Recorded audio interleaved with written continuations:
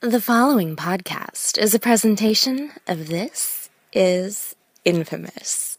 Listener discretion is advised.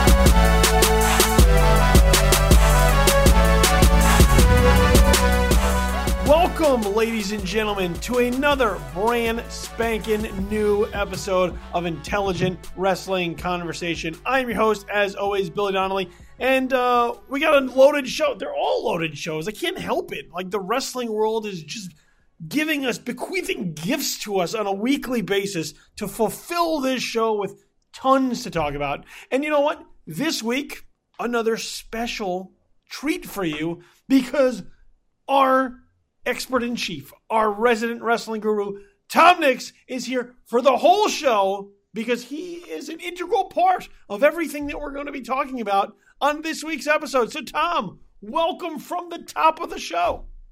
Hello, loving audience. How are you today? You can't answer me, but think, and I'll hear you. It's the telepathy. That's right. Correct. That's right. Just put those little antennas up on top of your head, and just send the love Tom's way. So look, we got a lot to talk about, Tom, because look, it has been a hectic week too. All right, this episode is coming a little bit later in the week than we typically like, but look, there was a lot that got in the way of us trying to record earlier. It was the 4th of July. Yay, yeah. America. It was, I have also been on a hardcore packing binge as I get ready to relocate. So sort of scheduling around that has been crazy. And you, my friend, were out of town, but not just out of town anywhere. You were out of town on the primary basis of this particular episode, and that was to attend 2 nights in Long Beach, California, for the New Japan Pro Wrestling G1 special in the U.S.A.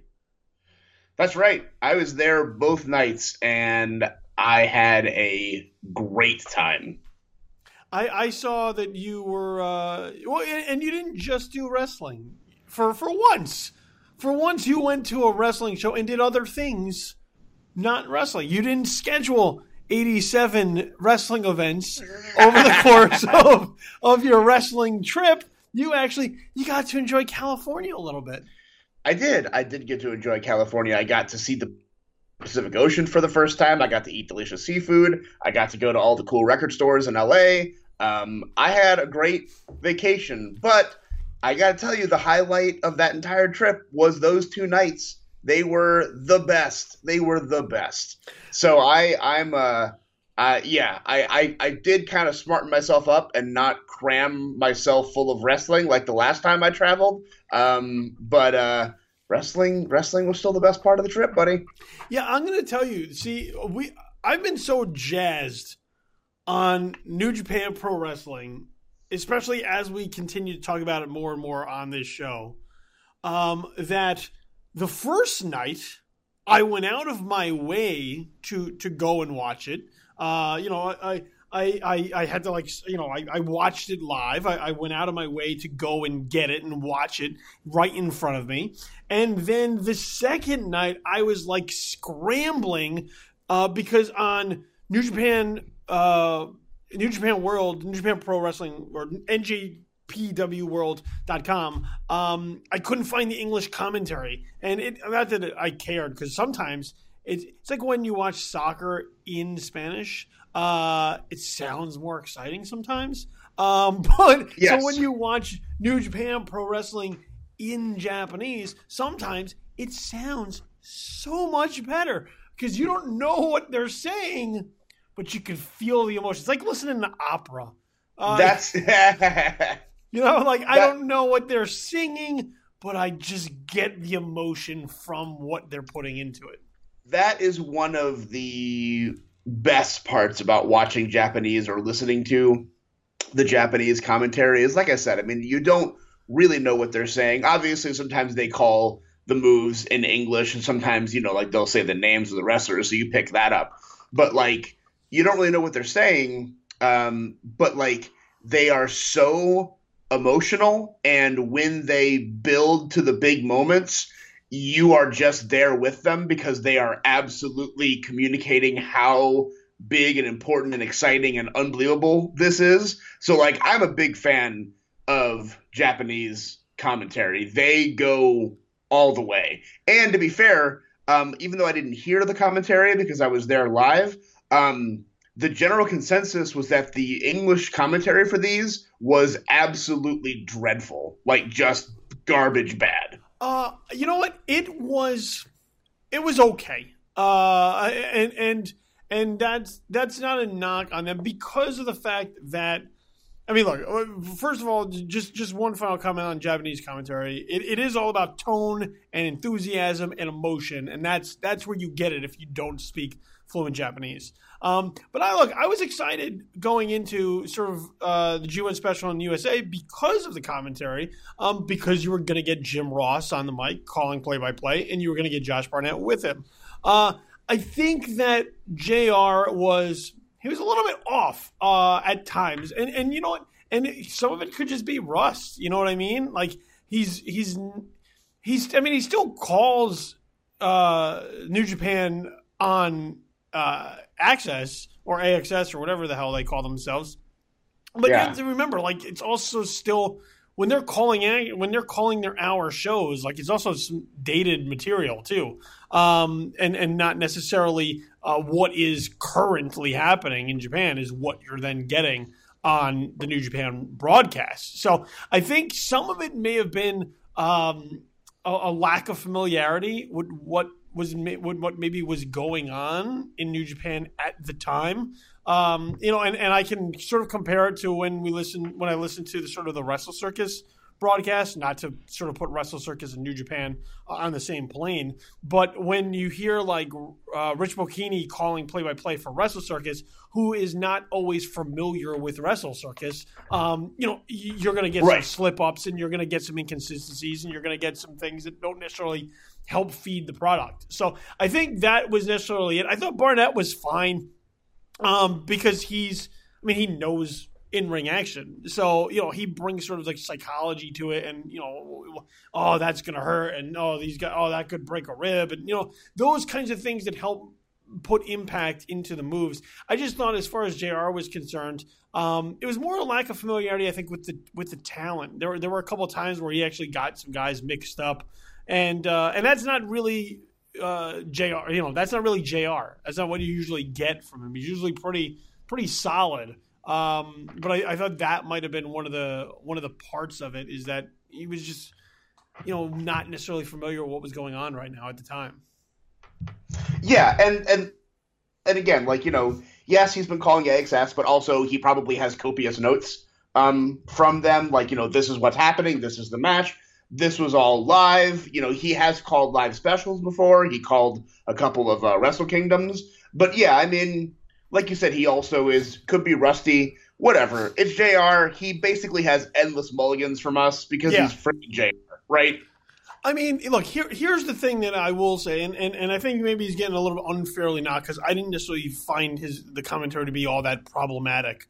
But he brings legitimacy to calling the action. When he's on the mic, he's telling a story. He's telling a story of the match. He's telling a story of the talent, of their interactions.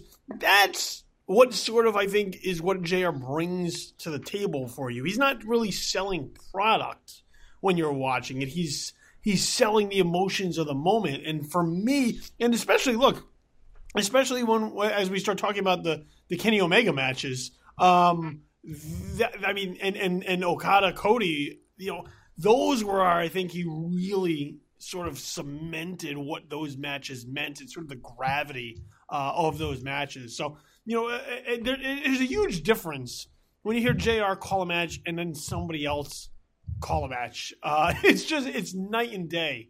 So for everybody who wants to jump on the let's kick JR bandwagon for New Japan, would you rather have been Tom Phillips or Michael Cole? No, probably not. So shut up. Probably not. Yeah. So even an okay JR is still better than most commentators on their best nights. So I'm fine with JR calling the show.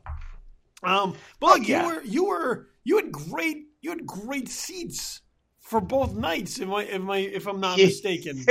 No, we did pretty good. I messed up a little bit on my ticket buying the first night. I tried to use the web instead of my iPhone app. I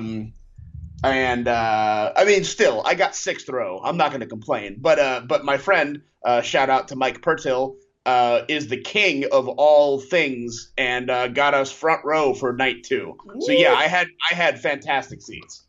Yeah, those are pretty good. Those are pretty good. They're pretty good. I mean, so look. So here's really there are two major pieces of the G1 special across the 2 nights.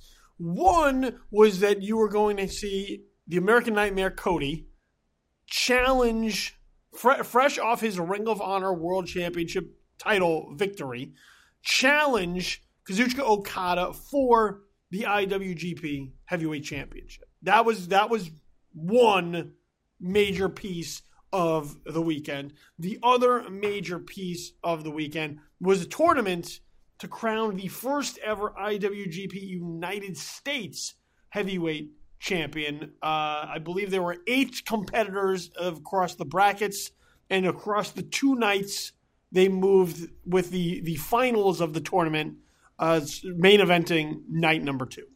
Yeah, so the way that broke down is it was an 8-man tournament. They did 4 matches the first night, which were the quarterfinals. Then they did 3 matches the second night, which were the 2 semifinal matches and the final matches.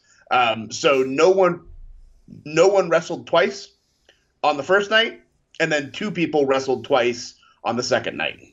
See, and now here's where it was interesting, because I sent you a text on night number 1 while I was watching it, because you had warned me in advance about all the tag team matches that New Japan Pro Wrestling shows put on, and there were a lot, especially towards the front end of night number 1. Okay, night number 1 definitely had a lot. So right out of the gate, like you had a 10-man tag match. So you had Beretta, Jay Briscoe, the Briscoe brothers. So basically, you had Rappongi Vice, the Briscoe brothers, and Will Ospreay against the Bullet Club, which is Bad Luck Fale, Marty Scurll, the Young Bucks, and Takahashi, and that was a 10-man tag match. So then that went on. Then you had another tag match. This was an 8-man tag match. So you had Los Ingobernables against Dragon Lee, Jushin Thunder Liger, Titan and Volador Jr. Then you got into the quarterfinals of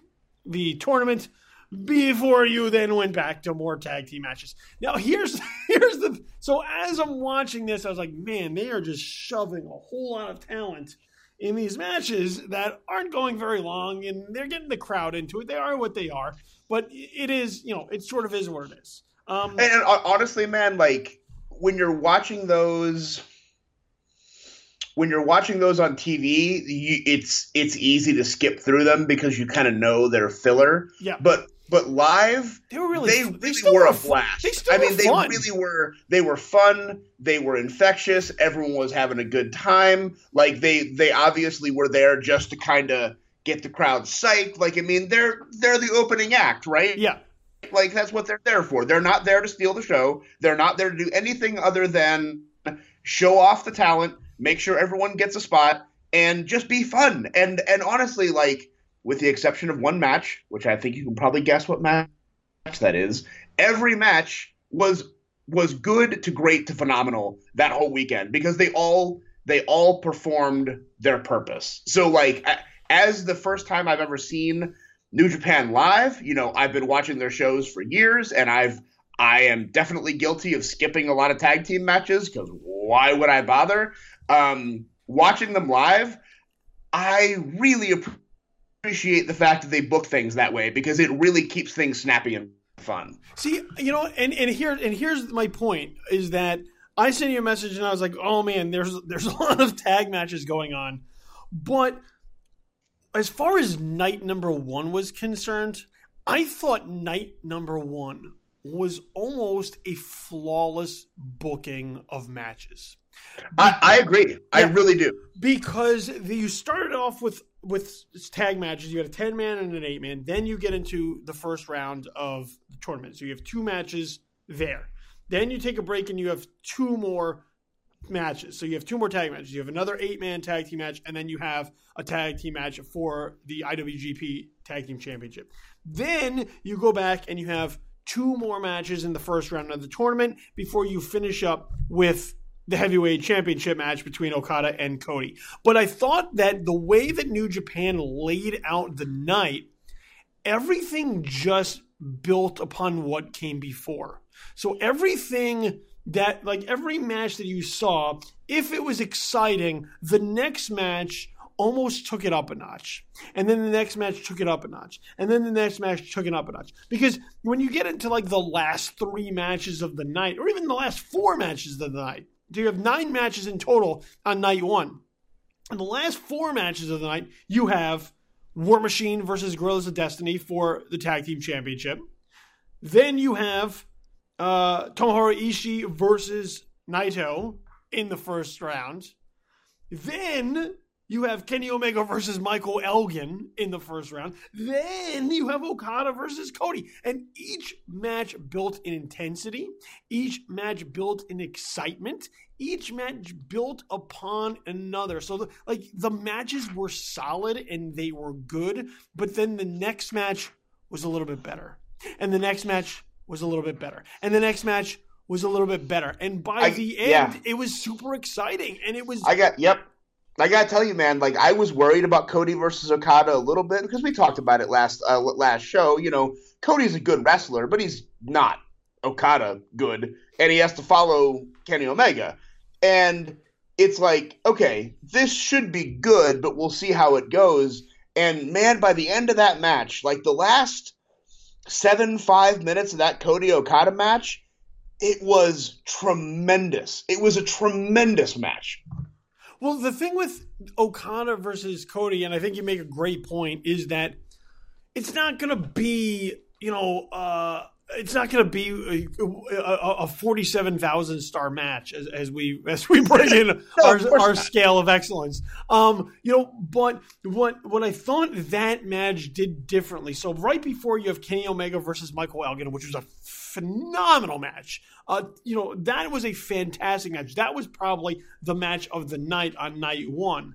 But what that match did on a technical basis and just with pure in-ring action, Okada and Cody went a different path, and they went much more story. Cody was in there to draw heel heat to himself.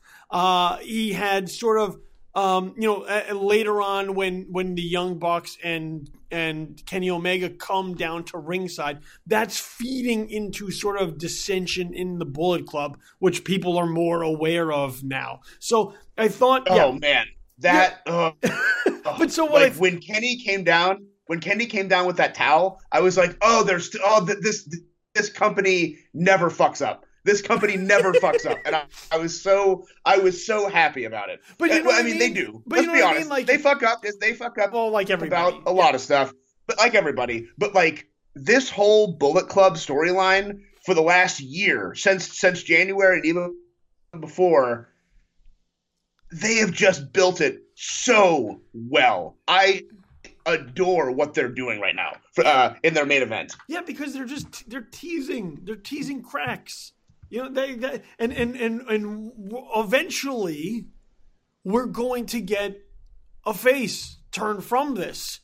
Either it's going to be Kenny Omega because he's got shirts to sell at Hot Topic, or we may get a Cody turn, and people may feel sympathy for whatever he's doing. But if my point was that what Omega and Elgin did in the ring, Okada and Cody did differently. They weren't trying to steal the show. Yeah. And I thought that was the strength of that, is that they weren't trying to compete with the match before. They were taking a different path to get through. So look, let's get I mean, look, let's get into a little bit of the card throughout. Number one, the 10-man tag right out of the gate I thought was really fun. And that was the kind of match that you want to set the tone for the crowd kicking off the show. Chaos versus the Bullet Club, I thought you had the right personalities in there. You had the right interactions between them. I mean, look, Marty Scurll is a horrible human being, and we love him for it. We love him for his villainous ways. Yeah, we love him for his villainous ways. He's kind of a shyster. We love him for his horrible ways. And look, and the Young Bucks are just douchey. So, like, between the three of them, you have like that's the funny part to me about the Bullet Club, because I had a discussion with somebody earlier this week where they were like, is the Bullet Club like, are they heel or are they face? And I'm like, they're kind of like what the NWO was at one point in time, which is like, they're meant to be heel, but people, they almost are too cool because now the fans have embraced them. But they still have people with heelish tendencies who can draw heel heat for themselves. And on the other side, you have the Briscoes, who are just, they just want to fight people, and they're lunatics. And if you ever seen them live, which now you have, I've seen them live too. They're amazing. They're incredible because everything is just an all-out fight with them being a part of the match. And Will Ospreay, I thought, put on a hell of a show too in his limited role here. So I thought this being a 10-man tag, which usually are like dreadful because they're overbooked to all hell. I thought this worked well, and once again, it set the tone for the night. No, someone asked me on Twitter when I was flying out of Vegas. I was doing like a just ask me because I had Wi-Fi on the plane, and someone asked me what like the most underrated match of the weekend was, and I said it was this one because it did exactly what it needed to do. It was fun. It was enjoyable. It set the tone for the whole evening. No one's gonna remember it for anything other than being fun. Like, it's nowhere near anywhere of like best match of the night or even like third or fourth best match of the night. But like, if this was the first thing you ever saw of New Japan Wrestling, you got it. Like, you get it. Yeah. And it was fun. Yeah, it was fun. And it was just a good way to start the night. And it got me in a good mood, like, watching it. And as I was watching this, I was really trying to figure out like how many people are officially in the Bullet Club. Because I feel like it could be 87 at this point. Okay, let's see if I can name them all. I'm gonna see if I can do this. Okay, so you've got Yujiro Takahashi, the only Japanese member. You've got Marty Scurll, Bad Luck Fale, the Young Bucks, God, Kenny Omega. I think I said Marty Scurll. I did say Marty Scurll, and. Is that it? No, you're missing. It might only be 9. They only have 2 tag teams. I have actually pulled up the current roster. Okay. There are 11. Okay, so 5 of them were in this match. 5 of them were in this match. Then so that's 5. Then Omega makes 6. God makes 8. Who else is in the Bullet Club? Oh, Hangman Page. That's 9. Hangman Page. So I'm missing 2 people. Who are the last 2? You're missing Cody. Oh, duh. At this point in time, and you're missing the always forgotten Bullet Club member, Chase Owens. Oh yeah, no one cares about Chase Owens. But I was sitting here as I'm watching it. Like literally, New Japan Pro Wrestling brought Chase Owens to America and didn't even put him in a match. They just had him stand outside the ring. Yeah, they really did. And look, because as I was watching it and I'm seeing like everybody it feels like they're in the Bullet Club at this point in time. And I was just waiting for like, where's Scott Norton to come out and be part of the Bullet Club. And technically Cody Hall is also a member of the Bullet Club, but he is on the injured reserve list, so he's not really active at the moment. Yeah, so that doesn't count. And look, so then I'm just trying to save face from getting Cody Rhodes. It's okay because technically he's like brand new. You almost feel like he's not part of it because he hasn't been like really involved in them at this point in time. And so as a result, you're like, oh yeah, that's right, him too. Because you're at this point you're still like Adam Cole. No, not Adam Cole. And nope, Adam Cole is officially he got AJ Styles the fuck out. Yes. So it's hard to remember, but it was just one of my points of watching this and being like, geez, how many guys are in the Bullet Club at this point? And when does it get to be too many? Yeah, well, I mean, when Chase Owens is a member, you basically have 10 people. So, I mean, Okay. that's one down. Fair enough. I mean, I don't disagree with you, but like again, that's a Japanese wrestling thing. Yes, Basically, everyone's in a faction, and if you're American or not Japanese, you're more than likely going in the Bullet Club, unless you're Michael Elgin or Juice Robinson. Speaking of Juice Robinson, I wanted to get to him because he impressed me to no end with his first night match against Zack Sabre Jr. in the first round of the U.S. Heavyweight Championship match. For those people who are like, who the hell is Juice Robinson? Juice Robinson used to be known as CJ Parker in NXT. He was the hippie guy in NXT who then went heel in NXT, talking about how everyone was destroying the planet, and he was like the I guess an overzealous hippie, like one of those just in your face hippies, and would get incredible heel heat, and to my knowledge, too, well respected in the NXT locker room when he was there, always worked everybody. He was the debut match of Kevin Owens when Kevin Owens came to NXT. And when he first left NXT, one of the very first shirts you could buy from his Pro Wrestling Tees store just said, "I broke Kevin's nose." And look, and he left because there was really nowhere for him to go. He was a guy who was there. He was working. He was sort of jobbing out to people. And look, he was a good worker, but there was no future for him where he was. And that was it. That was all he was ever going to do. He was going to be Kurt Hawkins forever. And no disrespect to Kurt Hawkins, because you need those people. And Kurt Hawkins is earning a shitload of money working 1-minute matches. Yeah, he's getting paid.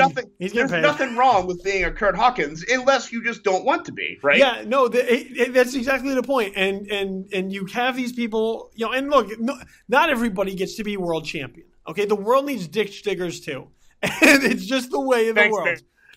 Corbin. Yeah, it's just the way of the world. And so Juice Robinson or CJ Parker at the time opted to leave. I believe he asked for a release from the WWE to sort of go out and find himself, to learn his craft a little bit better, to get better, to sort of build a reputation for himself. Sort of the thing that we see a lot of people do who feel like they've reached their ceiling when it comes to being a part of the WWE machine, and they go out and they build up their own value.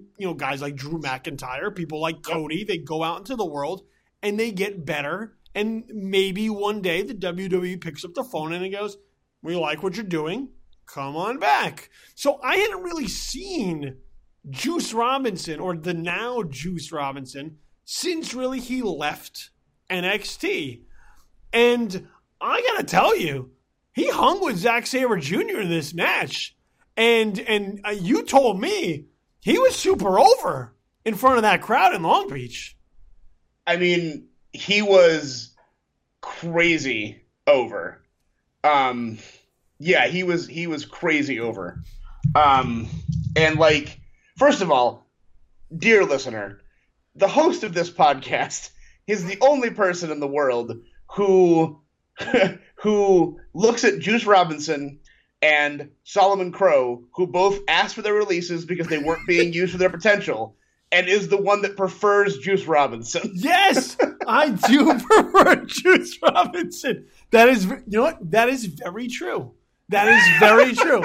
And again, Again, I'm not being down guilty on as charged. Guilty as charged. I was in his corner that whole match. I wanted him to beat Zack Sabre so bad, and I'm a Zack Sabre fan. Yes. But Juice Robinson just whatever happened between NXT and this year, he's found his character. He's found his niche. He's charismatic. He's fun to watch. He's a good wrestler. He's got great speed, great power. I totally understand why this guy started as basically a young lion over there doing nothing and is now I can see, actually, I think he might even be in no, he's not in the G1. He's not in the no, he is in the G1 this year. He's in the G1. He's going to take Kenny Omega to the limit. I'm telling you right now. We're going to get that match, too, because he's in Block B. It's going to be Kenny Omega versus Juice Robinson. That's going to happen. Listen, I'm going to tell you right now. I'm making my prediction right now. Juice Robinson versus Kenny Omega, there's not enough stars for that match. There's not enough stars for how Billy Donnelly's Donnelly's going to be in his house. He's going to be wearing his 8-bit Kenny Omega shirt, and as soon as that match happens, he's going to Hulk Hogan rip it off to reveal a homemade Juice Robinson shirt, because no one makes merch for this guy, but Billy Donnelly is going to make sure his shirt looks better than Rainmaker's shirts, because any shirt looks better than Rainmaker's shirt. Get your shit together, Okada. I wonder if I can get Juice Robinson to come on the show, and I just sort of tell him how amazing he is for 25 minutes. I'm not opposed to it, and I don't know why he would be either. But look, and I think you hit the nail on the head. You are a Zack Sabre Jr. guy, okay? You are, and there are a lot of people out there who are, and he's technically sound, okay? I'm not gonna knock Zack Sabre Jr. He's not necessarily my cup of tea. I don't go into a match rooting for Zack Sabre Jr., but he's technically sound, okay? And he does what he does well. He's a submission specialist. He does what he does well. And here, with Juice Robinson in the ring against him, you were compelled to root for Juice Robinson because he was just bringing it. And that was, and that was, once again, going back to sort of the amazingness of night one, is that during this match, he was taking every submission, every painful hold, every way that Zack Sabre Jr. could twist and turn and torque and pull and whatever, and hanging with them. And it showed a toughness to him. It showed that he could just stay in that match to the point where even when he tapped out in a gruesome, I don't even know. It was like a pseudo abdominal stretch, but with a double underhook. Oh my God, it looked so painful. It took every last bit of Zack Sabre Jr. to get Juice Robinson to tap out, and by the end, and once again, as we talk all the time when it comes to wrestling matches, Juice Robinson lost and looked like $1 million. He came out of this match, even in losing, looking like $1 million. And that's what you want. You want matches like this to benefit both guys involved. You didn't look at this and go, "Oh, Juice Robinson lost. He sucks." It wasn't like a Bray Wyatt situation where you go, "Oh shit, he lost again. This guy's terrible." This was like, "Oh, Juice Robinson lost, but maybe next time he'll get him." So, I'm all in on Juice. Juice Robinson's going to be the IWGP Heavyweight Championship. One day he's going to defeat Okada. He's going to end that reign.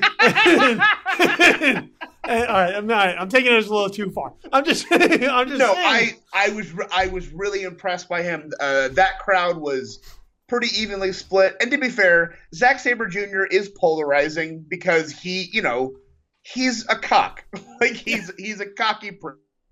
That's just what he is. So some people hate him, some people love him, and that's kind of a John Cena thing. But the crowd was probably, I would say, the Juice Robinson supporters were probably, 50-50, 60-40 between actual Juice Robinson supporters and just Zack Sabre haters, so they wanted the other guy to win. But I'm telling you, by the end of the match, there was more Juice Robinson supporters than Zack Sabre supporters by the end of the match, because he told the perfect babyface in peril story. Yeah.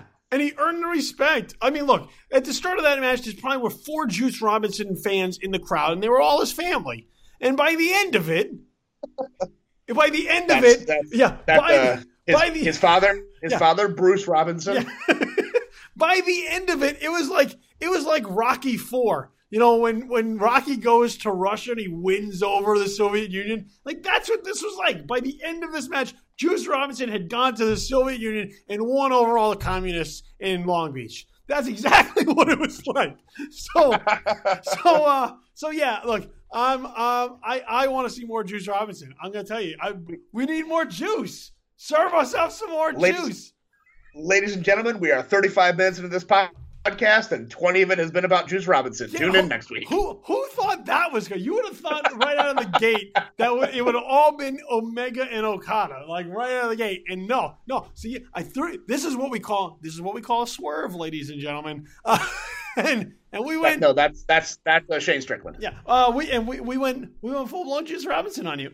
Okay, look. Look, I got to ask you one question before we get into sort of the meat of the rest of night one, because we still have a whole second night to talk about. How the hell did Billy Gunn get on this show? So the honest to God answer is I don't know. I think part of it is just simply he's American, and he's available. He's American. And he was very popular here 20 years ago. And I feel like they could probably milk it for that. But again, I don't know what happened in the build-up for that because everybody was so confused that match was happening. But I'm pretty sure, much like anything else, Billy Gunn must have pinned Tanahashi in an 8-man tag match or 10-man tag match. And when that happens, that person gets a title shot. That is just an ironclad rule generally of New Japan Pro Wrestling is if you pin the champion in a tag team match, you get a shot at his belt. Okay. I mean, I was confused on night one when he showed up in the tag match because I was like, you know, it's all these guys and then 60-year-old Billy Gunn. Billy Gunn and Yoshitatsu are actually a kind of a team. Yes. They're called the Bullet Club Hunters. Literally no one cares about them, at all. When they first started, it kind of had some steam because, they were specifically people who were going after the Bullet Club when the Bullet Club was, mega heels. But now, Kenny Omega has kind of made the Bullet Club the greatest thing in the world, and literally no one gives a shit about the Bullet Club Hunters. No one fucking cares. Yeah, nobody cares. So, you know what? I forgot to mention a member of the Bullet Club that I'm not even sure was on that site. Captain New Japan was in the Bullet Club Hunters with Yoshitatsu because he hated them, and then he lost a match, and I forget who to. So he had to join the Bullet Club, and he's now known as Bone Soldier. Yeah, I don't know that he's an official. According to the where all the knowledge truly is, Wikipedia. He is not an official current member. Okay, he has not been on TV for a while, so he might just be hurt, or they're just like, "You're fucking Captain New Japan. What the fuck are you still doing here?" But anyway, so why Billy Gunn's on the card, I don't know, but he and Yoshitatsu are an actual tag team. Obviously, Yoshitatsu does a lot of Triple H shit because he used to be in WWE, so now he wants to do pedigrees and spit water and all that dumb crap. But that was a real thing. Yeah, it was a real thing. Okay. Look, we had new IWGP Tag Team Champions crowned with War Machine defeating the Guerillas of Destiny. Which was a great match. That was really fun. In a no DQ match, which I think you would tell me right away is not very common in New Japan. No, it does not happen very much. But obviously, both these tag teams are not Japanese. They're both American, or Tongan and American. So a no holds barred, no DQ match is definitely up their alley. You would probably not have seen that, if it was Great Bash heel, well, one of those guys is on the shelf, so it can't be him. But like, you know what I mean? Like if it was two Japanese guys versus War Machine, that probably wouldn't have happened. See, I've seen War Machine before. I saw them in Ring of Honor live, and I thought, I mean, look, it's straight out of Mad Max. Like they're straight out of Mad Max, but these are big dudes who are able to work their size. Is very big. They're able to work their size, and they're really quick and agile too. So they're very versatile. They can do a lot of things, and Ray Rowe's a big old school Texas guy. He used to be at like every Inspire Pro show. He was based out of Houston for a long time. I've seen him all up and down Texas, and then he's since left. He's more Ohio and Florida based now. But I mean, like, I'm very familiar with Ray Rowe, and he's excellent. He's an excellent pro wrestler. Yeah. So War Machine versus Guerillas of Destiny. I mean, it was short. It was to the point, but it did what it needed to do, and it put the belts on War Machine. So and here's what I need to call out. And this didn't change. It was the same both nights. But like, so I was watching this show with my friend Mike, like I said, who is a massive wrestling fan, but is very new to New Japan. It's not something he has watched. Like, he watched the Kenny Omega Okada match from Wrestle Kingdom. He probably watched a couple other Wrestle Kingdom matches, but that's about it. This was his first time with the GOD, and nothing popped him more than Tangaroa getting punched in the face and him loving every second of it. Like, every time he got hit, he would just turn around and grin like someone like offered him $20, and it popped Mike every time, and it was awesome. I mean, like, it was the match. The match did what it needed to accomplish, and once again, escalating throughout the card.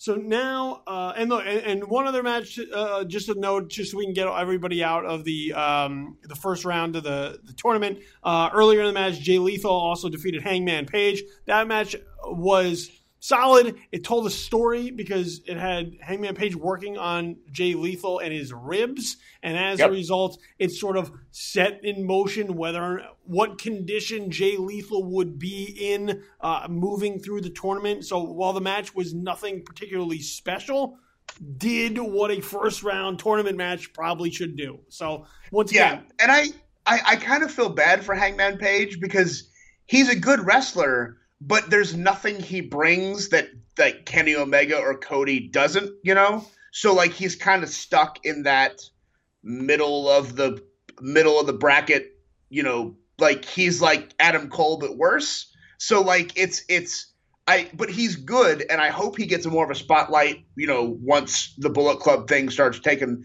off. Because I gotta tell you, I really love his standing shooting star shoulder block to the outside. Like, because he doesn't actually land on them. Like, he doesn't actually do a shooting star and land on them. He actually, like, does a shooting star and, like, runs into them with his shoulder. Like, it's a really cool move. I mean, look, when your name is Hangman Page, you sort of have a ceiling on you. I'm just going to say, like, Hangman Page is never going to headline WrestleMania. Well, I'll tell you, his name is Adam Page, but I think because Adam Cole joined, they just made him Hangman Page, I mean, I wish it would have been something else, like Buster or so. Like, just when your name is Hangman, like, when he eventually leaves the Bullet Club, which maybe he will after being disrespected and no one cares about his shooting star shoulder press, maybe he will go back to like being called something else. Yeah, I'm just saying I feel bad for him because he's obviously not a bad wrestler. He's quite good at what he does, but because of who else is in the Bullet Club and because of their skill set, he's just never going to get noticed above Cody and Kenny. I mean, he's fine. I'm not knocking him. I'm just saying, once upon a time, Hangman Page would have never gotten beyond holding the television championship. Like, hey, you know what? Yeah, I can't argue with that either. Yeah, I'm just saying. Page. I believe in you, buddy. Change your fucking name. Change your name. Hangman. It pigeonholes you. I'm just saying. It just pigeonholes you. It pigeonholes him? Yeah, it pigeonholes you. Look, so now we get into... You can fire me whenever you... Look, now we get into two other matches in the tournament. You have Tomohiro Ishii and Tetsuya Naito, which I remember as I was watching this match, I saw people sort of disappointed with the call to have Ishii win the match over Naito. We discussed Naito before. Total bastard when it comes to being in the ring. Disrespect, doesn't care about anything, or at least gives the impression that he doesn't care about anything. Former Intercontinental Champion in IWGP. Former World Champion. Yeah, and Tomohiro Ishii is, I mean, he's just a brute guy. You know, he doesn't give off a lot of charisma or personality. He's in there to fight and hurt people and hopefully hurt the other guy more than he gets hurt to win the match. Yes. Okay. So tell me what you thought. So you said you heard a bunch of people complaining, being under it. What did you think about this match, Billy Donnelly? I mean, it was once again another solid match. I didn't have any problems with it. I didn't have any real perceptions going in as to who necessarily was going to win the U.S. championship here. I mean, as things were going along, you kind of got an inkling like, maybe they're going to put a belt on Kenny Omega. But at this point, especially when it's early on in the tournament, you got to wait and see where they're going. You got to wait and see what the story is being told. You can't look at a first-round match and the guy you want to win doesn't win, and then you flip over the table and you're like, fuck this shit. This is horrible. Because you don't necessarily know where it's going. And the people that I'm sure complained about Tetsuya Naito losing to Ishii that match at the end of night 2 quickly shut up. So, yes. So, okay. This is where I stand on that. I was surprised that Naito didn't win because Naito is one of the big four. Yes. Naito, Omega, Okada, Tanahashi are the big four of New Japan. I was very surprised he didn't win. But man, so I was already a Stone Pitbull fan because I know how Tomohiro Ishii is. And let's be honest, in the absence of Katsuyori Shibata, this is the next guy in that pedigree. It's a guy who exists to kill you. Yeah, and he's just an ass kicker. He's just an ass kicker. Like that's his whole. He comes out. He doesn't He's not flashy. He doesn't have like robes or like awesome pyro. I think he has like some sparklers that go off, and even then he doesn't give a shit. He just walks through. He is 5'5", and 5'3" of that is killer instinct. Yeah, but he's and it's all round. Like he's like stocky but like solid. You know what I mean? Like if somebody you would be like, oh, you're stocky, and then he'd like headbutt you in the face and like break your nose. He's a thumb that's wanted for murder. That's what he is. So you're right. Like I was surprised that Naito didn't win, but from a booking decision, Naito is over as fuck. He doesn't need anything to continue being over as fuck. This night, especially night 2, just made 10,000 Ishii fans. Yes. Like that alone got Ishii to the next level. Yes. And that's one of the things, especially when we talk about, and look, being surprised is perfectly fine because you look at somebody like Naito there is an investment in him. He has shown to be a sort of a major player in New Japan. And for him to lose in a match like this, people would maybe be taken aback. But as we talk about all the time, you got to make new stars. You can't just rely on the same people. And by him giving a rub to Ishii in this match, and then what Ishii managed to do in night number 2, that establishes him as a major player now. So now when he comes to the ring, when he's in a match, when he's challenging for a title, people believe in him because he has shown that he can be competitive in matches like this. So once again, I when it comes to things like this, you gotta, especially a tournament, you gotta see it all the way through and see where they're going. You can't look at one match and sort of just put it in a box and say, well, I didn't like this part. Because a tournament tells a number of stories. You know, the Jay Lethal thing, that's a story that carried through. This match, this is a story that carries through. So you got to look at the tournament as a whole. You can't look at it as just individual matches as being singular decisions. Every decision is made to tell a full, complete story of the tournament. So yeah, I mean, look, Ishii was not a guy that I was all that familiar with, but I'll tell you what, after these 2 nights of the G1 special in USA, to your point, I'm an Ishii fan. I'm pretty sure my friend Mike is going to name his second kid Stone Pitbull. because now when they're like, oh, Ishii has a match, you go, I want to watch it. Whose ass is he going to kick? Because it's going to be somebody. Because he's tough. He's mean looking too. Like he's mean. No, I mean like Ishii is like a 5'6" Mark Henry. Like he comes to kill you. That's what he's there to. Yeah, exactly. Like you look, like you remember when we look at like Brock Lesnar, and Brock Lesnar comes to a match and we go, man, Brock Lesnar may actually hurt someone in this match. Like I know this match is a work, but like I'm pretty sure if he hurt somebody, he wouldn't be all that sad. Ishii is kind of the same, where you go, I'm pretty sure he wants to just like hurt somebody, and he'd be okay with it. Like he might have like a moment of remorse, but like he'd be like, well, that just means that like I'm really a badass. So look, I understand why people could look at this and be like, huh, like sort of surprised, but once again, as the tournament plays out, it looked like once again, another good call by New Japan on 2 nights where they really seem to be hitting home runs. So look, let's move to the other home run. Kenny Omega versus Michael Elgin in the last match of the first round of the United States Heavyweight Championship Tournament. This was a hell of a match. Michael Elgin rarely phones it in. I mean, he goes the full 9 every time he's in the ring. Yeah, and we've seen them go before. We've talked about it on the show. They were a part of the first ever ladder match in New Japan Pro Wrestling history, and that was the match that got me to pop hard out of my couch when Michael Elgin broke handcuffs. Yep.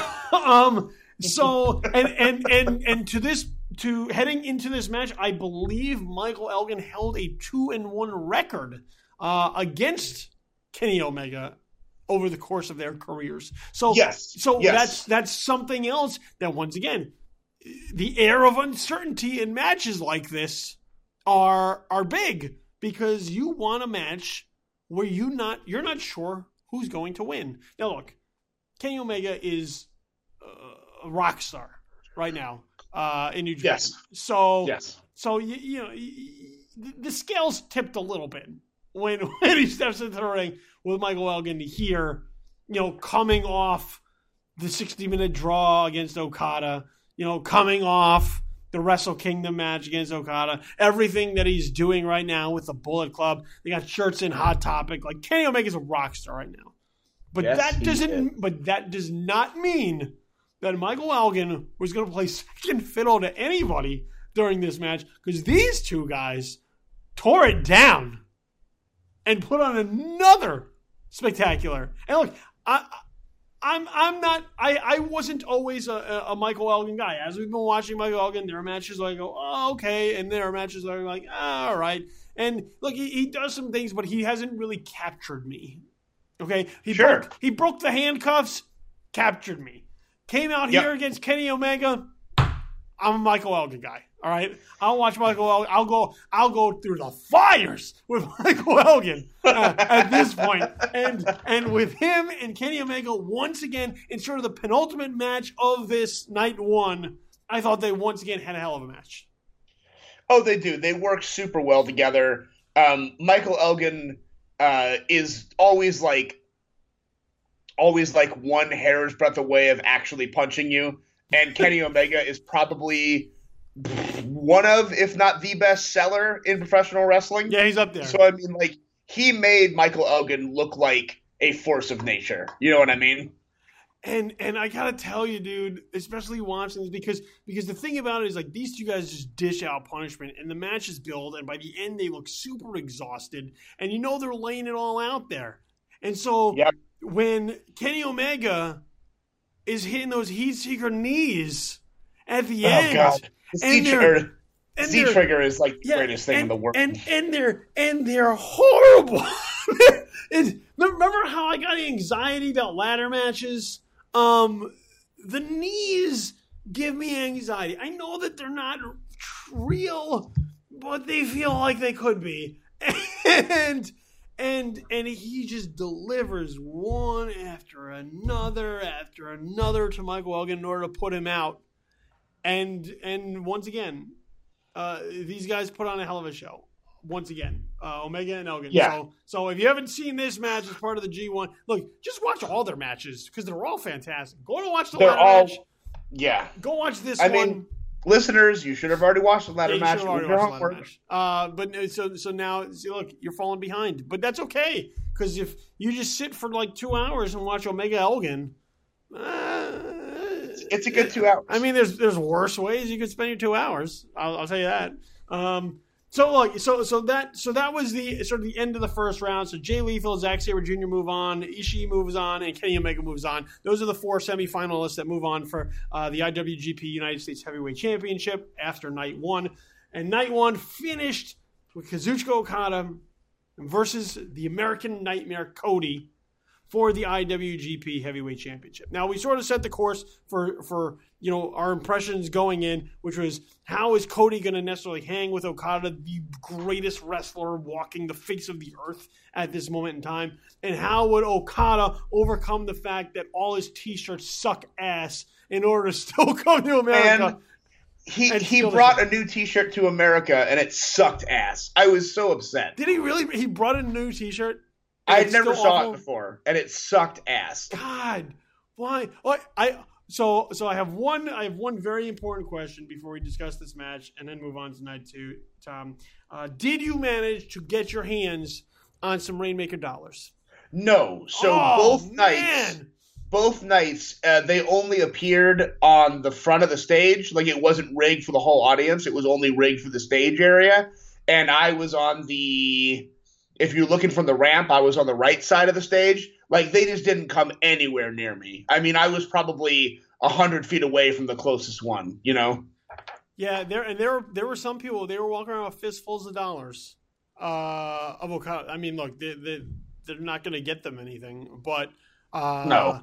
I would have loved to have one, but I mean, it just wasn't in the cards. It just wasn't going to happen. It just wasn't to be. Well, you know what? That sort of fits with the whole premise of Okada not giving us anything that we can take home with ourselves other than his matches. Okada, we want to love you. We want to give you our money. Stop giving us fucking bullshit. How hard is it? Bullshit, Okada. I don't understand. How hard is it? Like, how difficult is it to get a half-decent T-shirt, man? You are the coolest motherfucker on the planet, Kazuchika Okada. You come out with fucking dollar bills raining all over you. Your jacket is a glittering fucking heavenscape, and you can't give us one good T-shirt? Not one. Bo Dallas. One good T-shirt. Bo Dallas has better T-shirts, Dean Ambrose has better T-shirts than you. Heath Slater has better T-shirts than you. Dude, Dean Ambrose has better T-shirts than you, and they're all the same. They're all just that DA. They're all the same. They're just in different colors.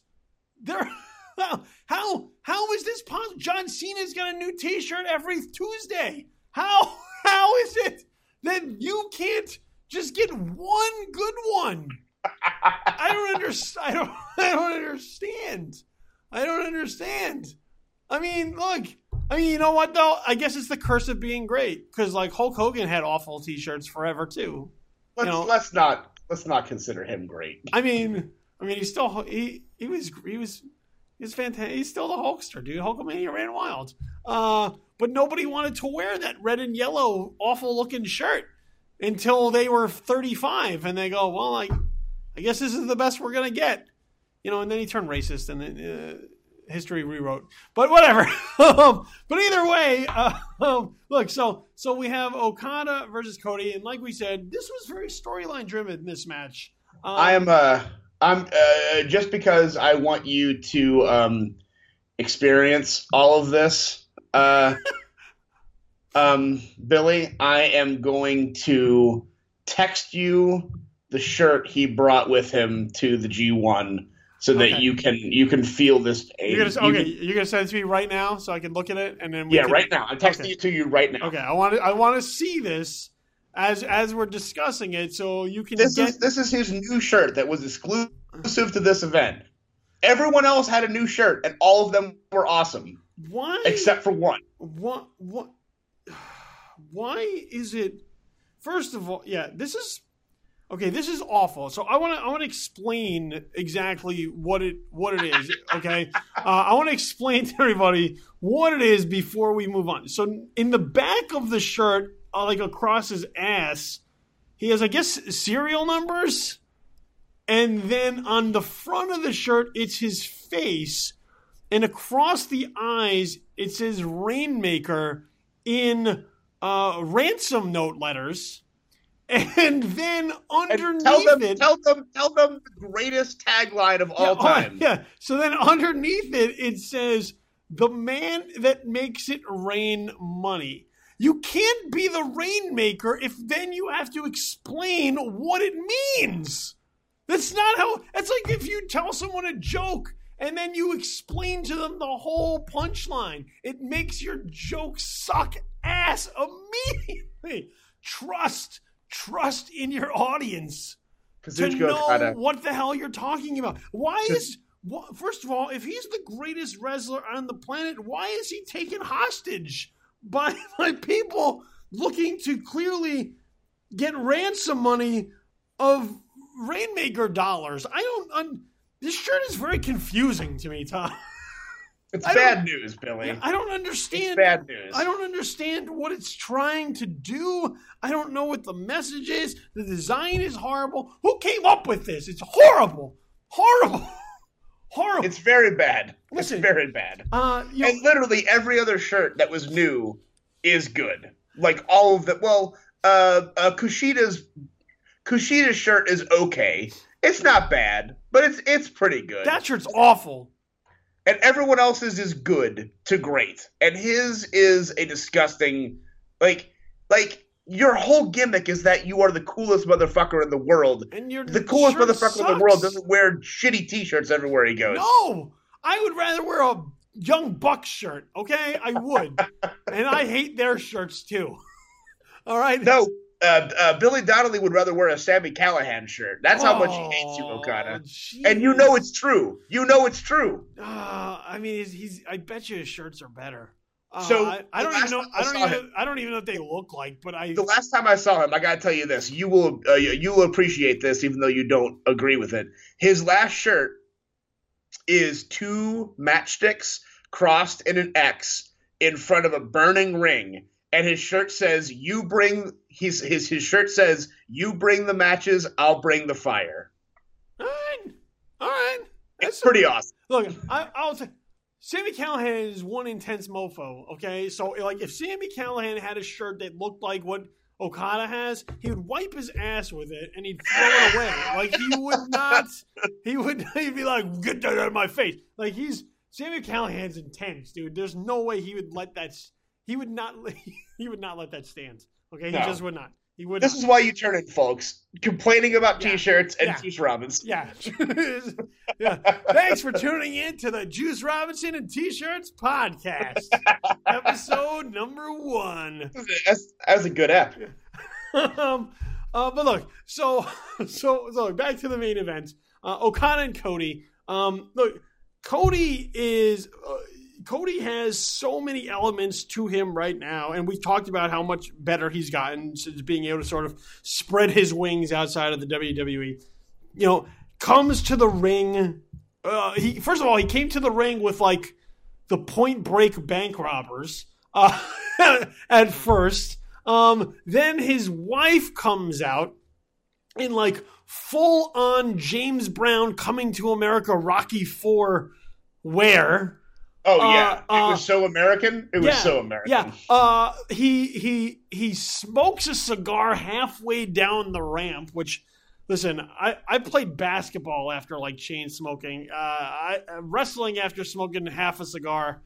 That can't be all that smart. So you may want to ixnay that part of your entrance. But so then he comes down with Brandy Rhodes sitting ringside, and then he does the most amazing thing that anyone with a truly beautiful wife should do, which is showcase the fact that you have a truly beautiful wife and everyone else in the arena does not, by kissing her repeatedly in front of everyone. That's how you get heel heat, folks. That's how you get heel heat, by saying, I am better than you, hate me for it. And that's what he did.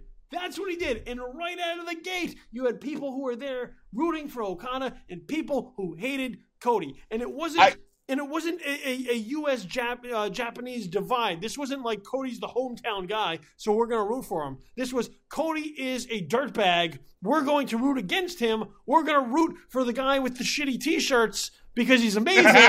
But look, and we talk about this all the time. The roles were clearly defined, and the audience fell into the slot where they needed to be. They weren't rooting against the babyface because we're just going to be contrarian. No, they rooted for the babyface. They booed the heel, and as a result, the storyline progressed nicely throughout this match.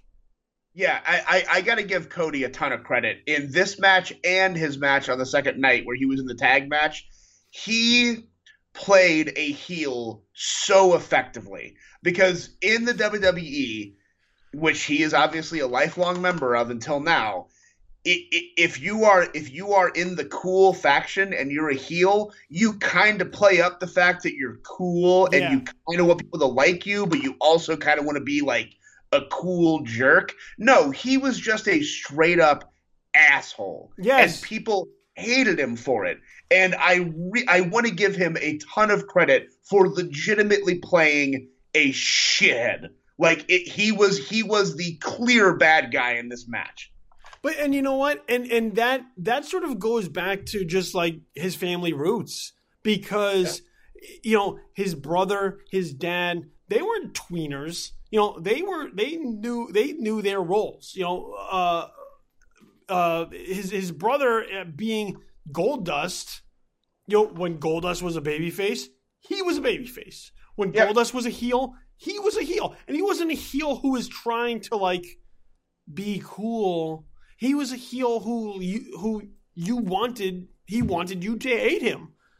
His dad was always a babyface, but he was never, he never really tried to walk the line. He did what he filled his role. He did what he needed to do, and he did it well. And so I think as a result of sort of being under that learning tree for a long time, he has understood that you can't dip your toe in both pools. You got to pick one. And as a result, between the tag match on night 2, Cody came out and he was like, I'm going to make them hate me.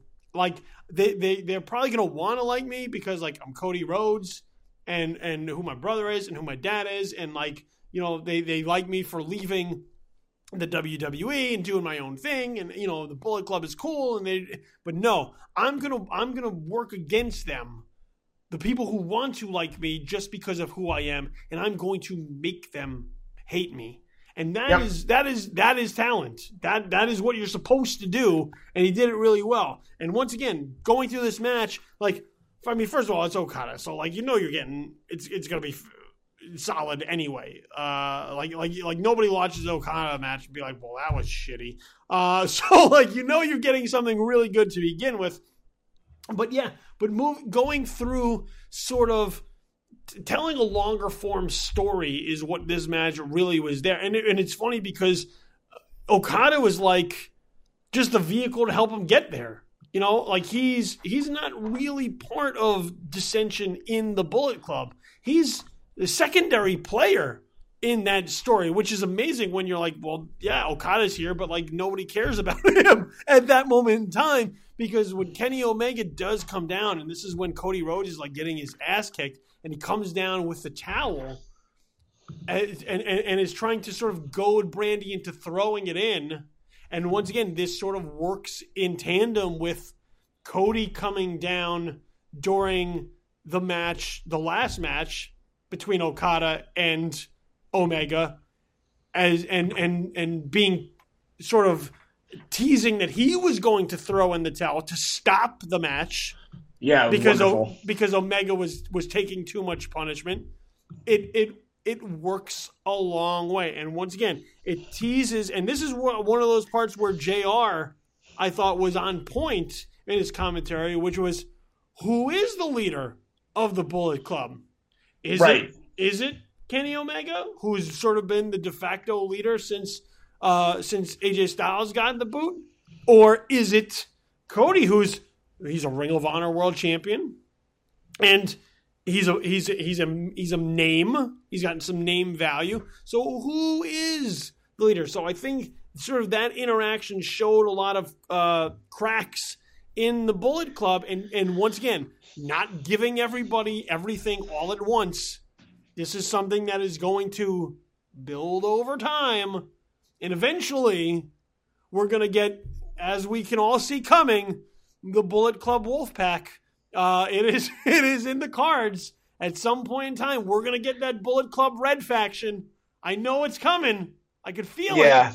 See, I feel like that depending on what happens, because obviously Kenny Omega, while he definitely played some heelish stuff, he's obviously a tweener, and probably leaning more towards face because everyone loves him so much. But I feel like it's very, very, very possible that the Bullet Club will expel the Elite from its ranks, and the Elite will just be its own thing. It'll just be Kenny and the Bucks, and they won't be a member of Bullet Club anymore. They will just be the Elite, and then Cody will lead the rest of the group. Yeah, and and I thought about this too, because if Kenny Omega isn't part of the Bullet Club, the Young Bucks have to go with them, because Kenny Omega by himself is, it's fine, I guess.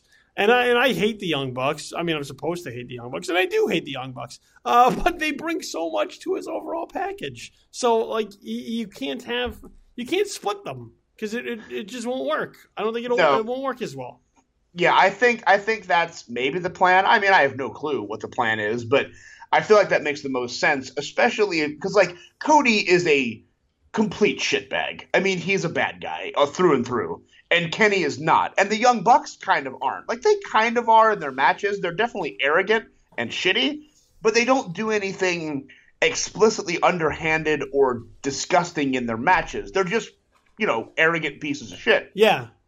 And I feel like if you split them off into kind of a new face faction, you could do that. And because virtually everyone else in the Bullet Club are basically pieces of shit. Marty Scurll's a piece of shit, and Cody's a piece of shit, and Bad Luck Fale is a piece of shit. Yeah. and GODs are kind of pieces of shit. Yeah. Everybody else in that faction sucks. Yeah, they're all unsavory individuals. I feel like that would be the dividing line.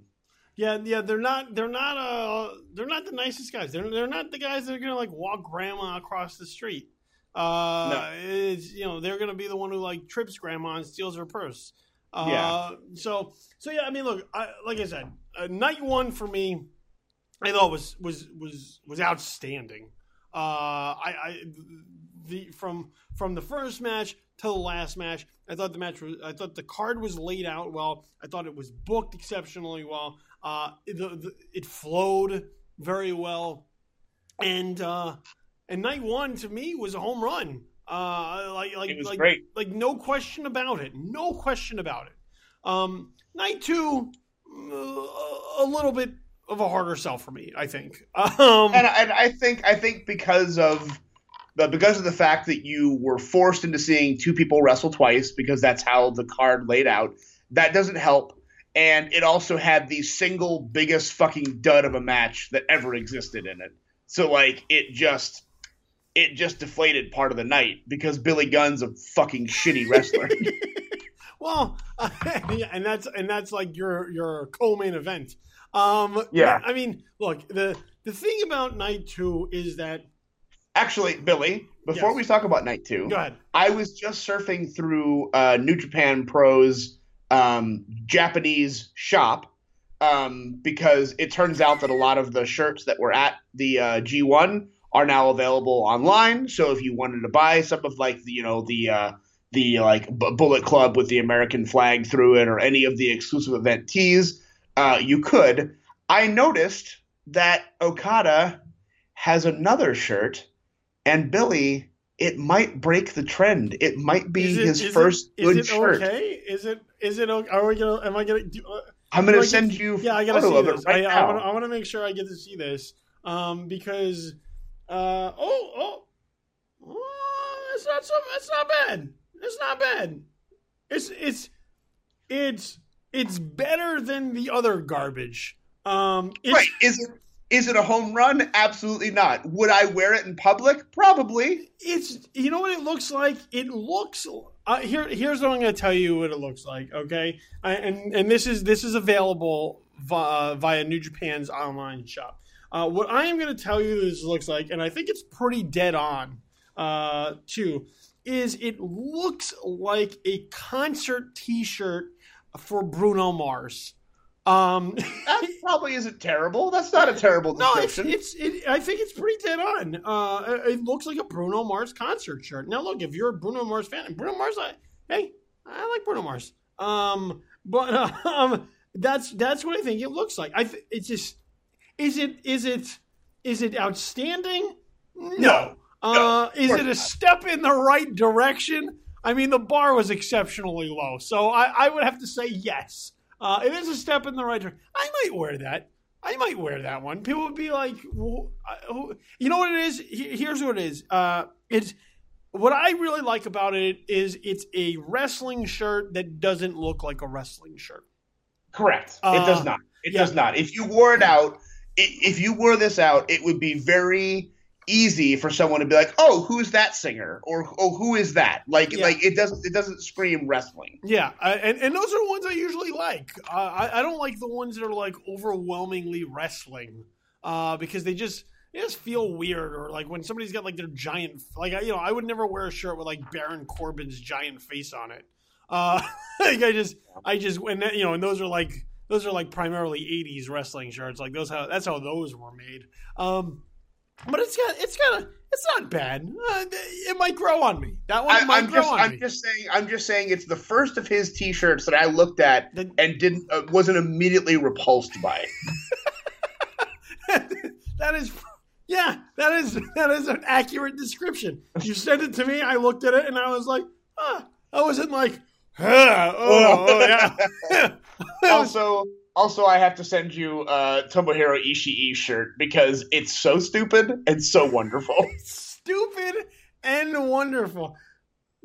Oh yeah, that's it looks for the listeners who can't see this. Who can't see it is a first of all, his name is the Stone Pitbull. It is clearly a bulldog. It is not a pit bull. No, it's not. And the pit bull is wearing wrestling pants and it is suplexing somebody. Yes. And his slogan is tough and hard, Stone Pitbull. You know what it looks like? Here's what it looks like. It almost looks like the logo for this podcast if instead of wrestlers, it was dogs. Well, I would argue that he is that he is definitely suplexing a human. Well, you want to know what it looks like, though? Here's what the Ishii shirt looks like. It looks like something you would see as a decal on someone's pickup truck. That's exactly what it looks like. Yeah, that's exactly what it looks like. So now I just want to let you know that we have now moved into the shopping portion of the podcast. This is Juice Robinson T-shirts and shopping. And shopping. Episode number 1. Look, here was sort of my problem with night 2 of the G1 special in USA is that it had all the makings of sort of like a Monday Night Raw, which is that you've seen all these guys before, you've sort of seen them all wrestle each other before. We're just now getting like slightly different iterations of it, and night 1 was really outstanding, so that night 2 could sort of only go down. And And so as a result, like night 2 it didn't have the same pop to it. I mean, look, there was still some good stuff on it, particularly the main event. The main event was incredible. And I also thought the 8-man tag match again, which now was sort of interchanged because now you had Okada in the tag match as well as Cody. Where the previous night they were working on their own. So for the Bullet Club, the Young Bucks were not a part of the tag match, and for Chaos, it was Rappongi Vice was not a part of the tag match. But that match was still good because, like you said earlier, Cody was excellent. They had a whole thing. They had a whole interaction. I mean, this is like 5 minutes of the match, and the match is only like 10 minutes long. But like 5 minutes of the match was teasing who was going to get tagged in and wrestle, only for them to not wrestle. So good. And people loved it. They loved non-wrestling in the wrestling match. That was their favorite part. And that's when you know you got people in the palm of your hand. And when you're not doing shit and they're reacting to it. Because, yeah, people wanted Okada to come in. Okada comes in, Cody goes out. Bylock Fale doesn't want to go in. He wants to tag out. So every time somebody was like being chanted on to come in and wrestle, if they were on the heel side, they tagged out to deny the fans what it is that they want, like a good heel should. And everybody on the babyface side, when they were chanted to come in, they would come in and they would draw an ovation because the fans were getting to see them. So and you're right, man. About half that match, like half the running time was just teasing tag. But again, it drove home that Cody Rhodes is a slimy motherfucker. That was the whole point of that match. I mean, look, everybody in that match was fairly solid, though. Like, Marty Scurll is a horrible human being. Cody Rhodes is a horrible human being. On the babyface side, people like Will Ospreay. People love Okada. The Briscoe brothers are great to watch. So you have, that was sort of a showcase of like all this top talent that people were super excited about when, as opposed to, like, seeing I don't know, like the Tempura Boys, like right out of the gate, like they're like whatever. Yeah, exactly. They're like whatever. So it's night and day. Like when you see people that are like get it, and you watch them do it really well, and then you see other people where you're just like whatever. So throughout the night, so early in the card, Kenny Omega defeats Jay Lethal to move on to the finals. Tomohiro Ishii defeats Zack Sabre Jr. to move on to the finals, and that's going to be your main event, Omega versus Ishii. So once again, going back to sort of people going, oh, but what about Naito? I'm disappointed Naito didn't win in the first round. We're telling a story. We're telling a long-form story between Omega and Ishii. And that's the big key with New Japan is that this is not booked like Raw and SmackDown. This is not booked where like the next night you get closure or the next week. Well, not that you get closure on Raw, but like it's not booked on the fly. Everything here is part of a 2-month, 3-month, 6-month, 1 year, 2 year story. They know where they're going for a year, and you just have to be along for that ride. So look, before we get into the main event, just 2 things to point out. Number one, you had the match for the IWGP Intercontinental Championship, which was Tanahashi versus Billy Gunn. It happened. I mean, look, did anybody? While we always talk about sort of the air of uncertainty, there was none in this match. Did anybody think that Billy Gunn was going to capture the Intercontinental Championship?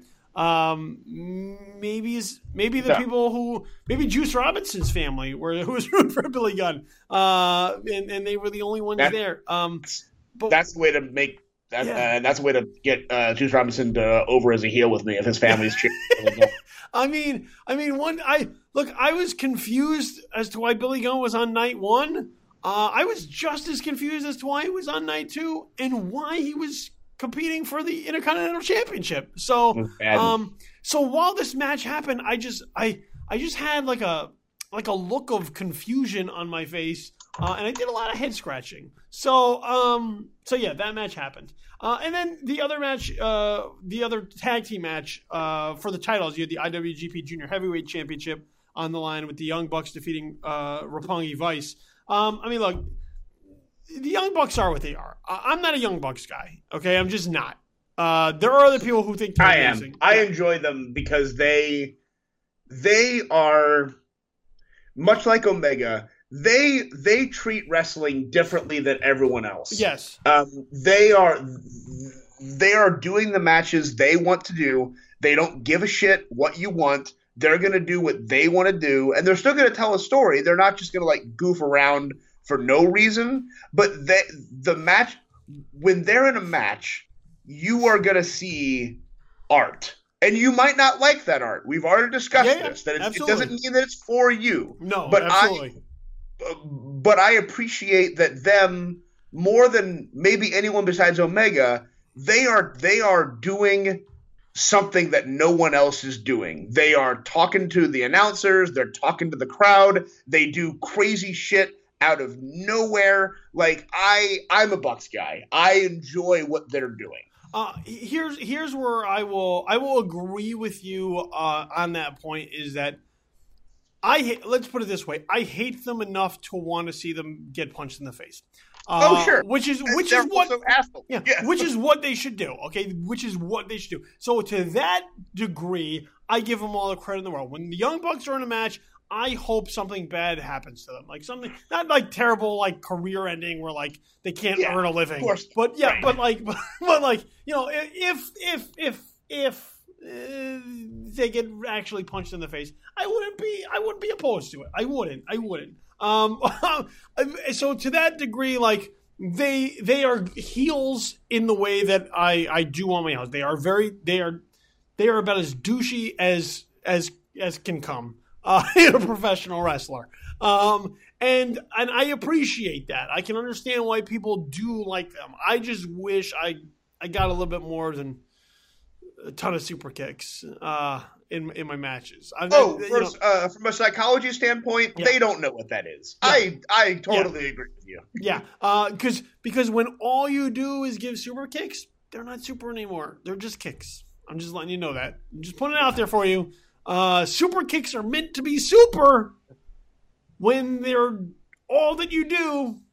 They're just regular kicks. They're just kicks. Yeah, they're just kicks. Yeah. No, I like I said, I respect all those viewpoints. Yes, they're also correct. Yes, I get why people dig them because they sort of march to the beat of their own drummer. They don't give a shit. They're just going to do what they want, and there are people who love that about them. And I hate everything about them that I'm supposed to hate. I think that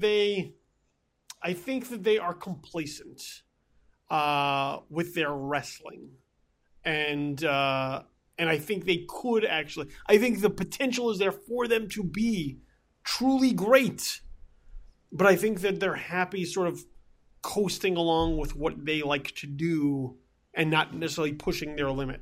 That's where sort of I take a stand on the Young Bucks, and that's totally fair, and that's why Kenny Omega is in a different class from them. Is that Kenny is doing what he wants to do, but he is also very, very, very innately involved in physical storytelling. Yes, yeah, he's very aware of sort of building a match and drawing you into it and whatnot. But in terms of watchability, I don't think there's any more watchable tag team on the planet than the Young Bucks. I don't know. I mean, I can watch the hell out of the Revival. I'll tell you that much.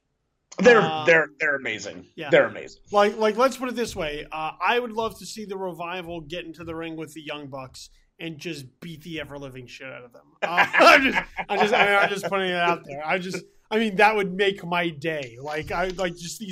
These rugged roughnecks just beating the hell out of douchebags. That would be a hell of a match. Yeah, I would love it. But regardless, like I said, it's neither here nor there. That was a great match, and I gotta say, it was very emotional to see Rappongi Vice break up because they've been together for a very long time, and it wasn't like a heel turn. It was just we failed. It's time to move we on. Didn't do the thing that I said I was gonna do, so now I need to let you go be a heavyweight because you are awesome and you'll do great there. So let's just call this quits so that you can do what you were meant to do. And that was that sucked. Like, that was a hard thing for us to, not like it like split my heart open and I'm never going to recover, but like it was a sad, emotional, good moment that they broke up in America. Yeah, and I think that's a good point, is that it wasn't just like, oh, we lost, now I hate you. Right. You're holding me. It was I'm going to step aside because I feel like I may be holding you back from your full potential. Rather than you're holding me back from my full potential, I'm going to super kick you and throw you through this barbershop window. Right. It was simply like, we've won the tag belts a bunch, and I've won the best of the Super Juniors, and we've done this, but we didn't do it this time, which means that maybe it's time to hang up because you are 7 inches taller than me and could easily be an Intercontinental Champion one day. So you need to go focus on that. And it was nice. It was a nice breakup that was still sad. Now, on a personal note, Rappongi Vice is currently the WrestleCircus Tag Team Champions, so I am at least going to get to see them again because there's no way they're just going to like forfeit the belts. Yeah, I was gonna bring that up when we get into the homework as far as where that goes because we're going to be talking about that in a short bit. But it is. I thought it was. And look, this. Sometimes this is what bands do. Sometimes bands got to split apart and go make a solo album for a little bit before they come back. And this doesn't mean that the band's over. It just means right now, taking a break. They're on a break. They are free to go sleep with other heavyweights or whoever right now. And they'll be okay. Yeah, they'll be okay. Look, main event. Kenny Omega versus Tomohiro Ishii to crown the first ever IWGP United States Heavyweight Champion. This was the match of the weekend. I mean, it was freaking incredible. I mean, match. I mean, we talked about incredible. and we talked not too long ago about how Omega and Elgin on night 1 was superb. Omega and Ishii on night 2 to cap off the whole weekend. This match was unreal. This match. Oh my God, the emotion of this match. And once again, going back to the people who were disappointed or complaining about Ishii defeating Naito on night 1, this is why. Because you had Ishii in a match against Omega to cap off this whole thing with the U.S. title on the line for the first time ever. And you made a potential star out of this because he showed that he can hang with probably the second or third best guy wrestling on the planet right now and put on an incredible main event. If you didn't watch this match, I'm telling you right now, if you did not watch this match, if you have still not seen this match, if you are getting into this podcast and did not watch Omega versus Ishii for the U.S. Heavyweight Championship on night 2 of the G1 special in the USA, you missed out. You done fucked up. And you should fix it immediately because this match is incredible. I mean, that was definitely the homework for this week, Billy. I mean, this match is incredible. I mean, it doesn't really have to be the homework because I already seen it. I mean, I'll watch it again. If you're gonna make me, Tom, I'll watch it again. I'm not gonna complain about it. Well, it's not just for you; it's for everyone else. They need to see it. It's amazing. But yes. I agree. This match had everything, and once again. I had this discussion with somebody actually earlier today about sort of like who could put on an outstanding match with anybody at this point in time. Like if you put them in the ring with anybody, who do you know you're going to get a fantastic match out of? And I had Okada, I had Styles, I had Omega, I had Zayn, and I had Ziggler as like my 5. Who I think if you put them in a match with anybody, they'll sell for you. They'll make the other guy look great. There'll be ups and downs of the match. It's compelling. It's emotionally exciting. This was that.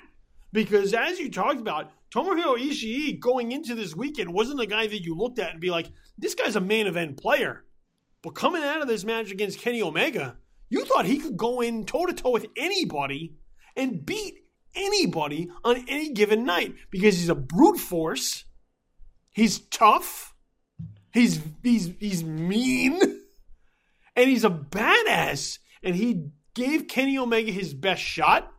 It wasn't necessarily good enough, but I'm going to tell you, even going into this match with sort of an inkling that Kenny Omega was going to be the first ever IWGP US Heavyweight Champion, at times during this match, you had some doubts. You had to have some doubts because that's the way the emotion of the match was. No, for sure. Like he, I mean, I think everyone kind of assumed that it was going to be Kenny because he's not American, but he's an English speaker. He's very popular. It makes sense for him to happen. But I'm telling you, like, again, by the last 7 minutes of that match, there was just as many people cheering for the Stone Pitbull because Ishii made himself a star on July 2nd, 2017. I mean, when he hit the one-winged angel on... Oh my God, I jumped out of my seat and lost my mind. I lost my mind with that. I mean, look, all right. If this is the homework, I'm not going to get too in depth on it because I don't want to spoil it too much. But I think we can both agree this was the match of the weekend. Oh, and maybe 35,000 stars. I give this one. I mean, it's a lot. I mean, it's a lot. I mean, we gave a lot to Okada Omega 2.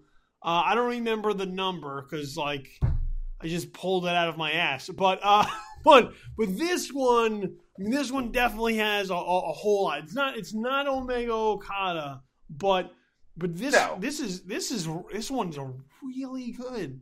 I mean, really good. It's really good. Yeah, it's really good. They took this match to the crowd, and right before they got back in the ring, they walked down my row to go down the ring. So I was 2 inches from Kenny Omega and Tomohiro Ishii, and it was awesome. Yeah, I mean, from my couch to my TV is, I don't know, maybe 8 feet, and it was.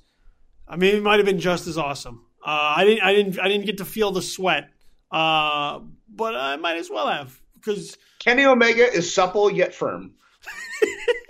Look. This was a fantastic match. Night two is not as strong as night one. Okay, well, let's be perfectly honest.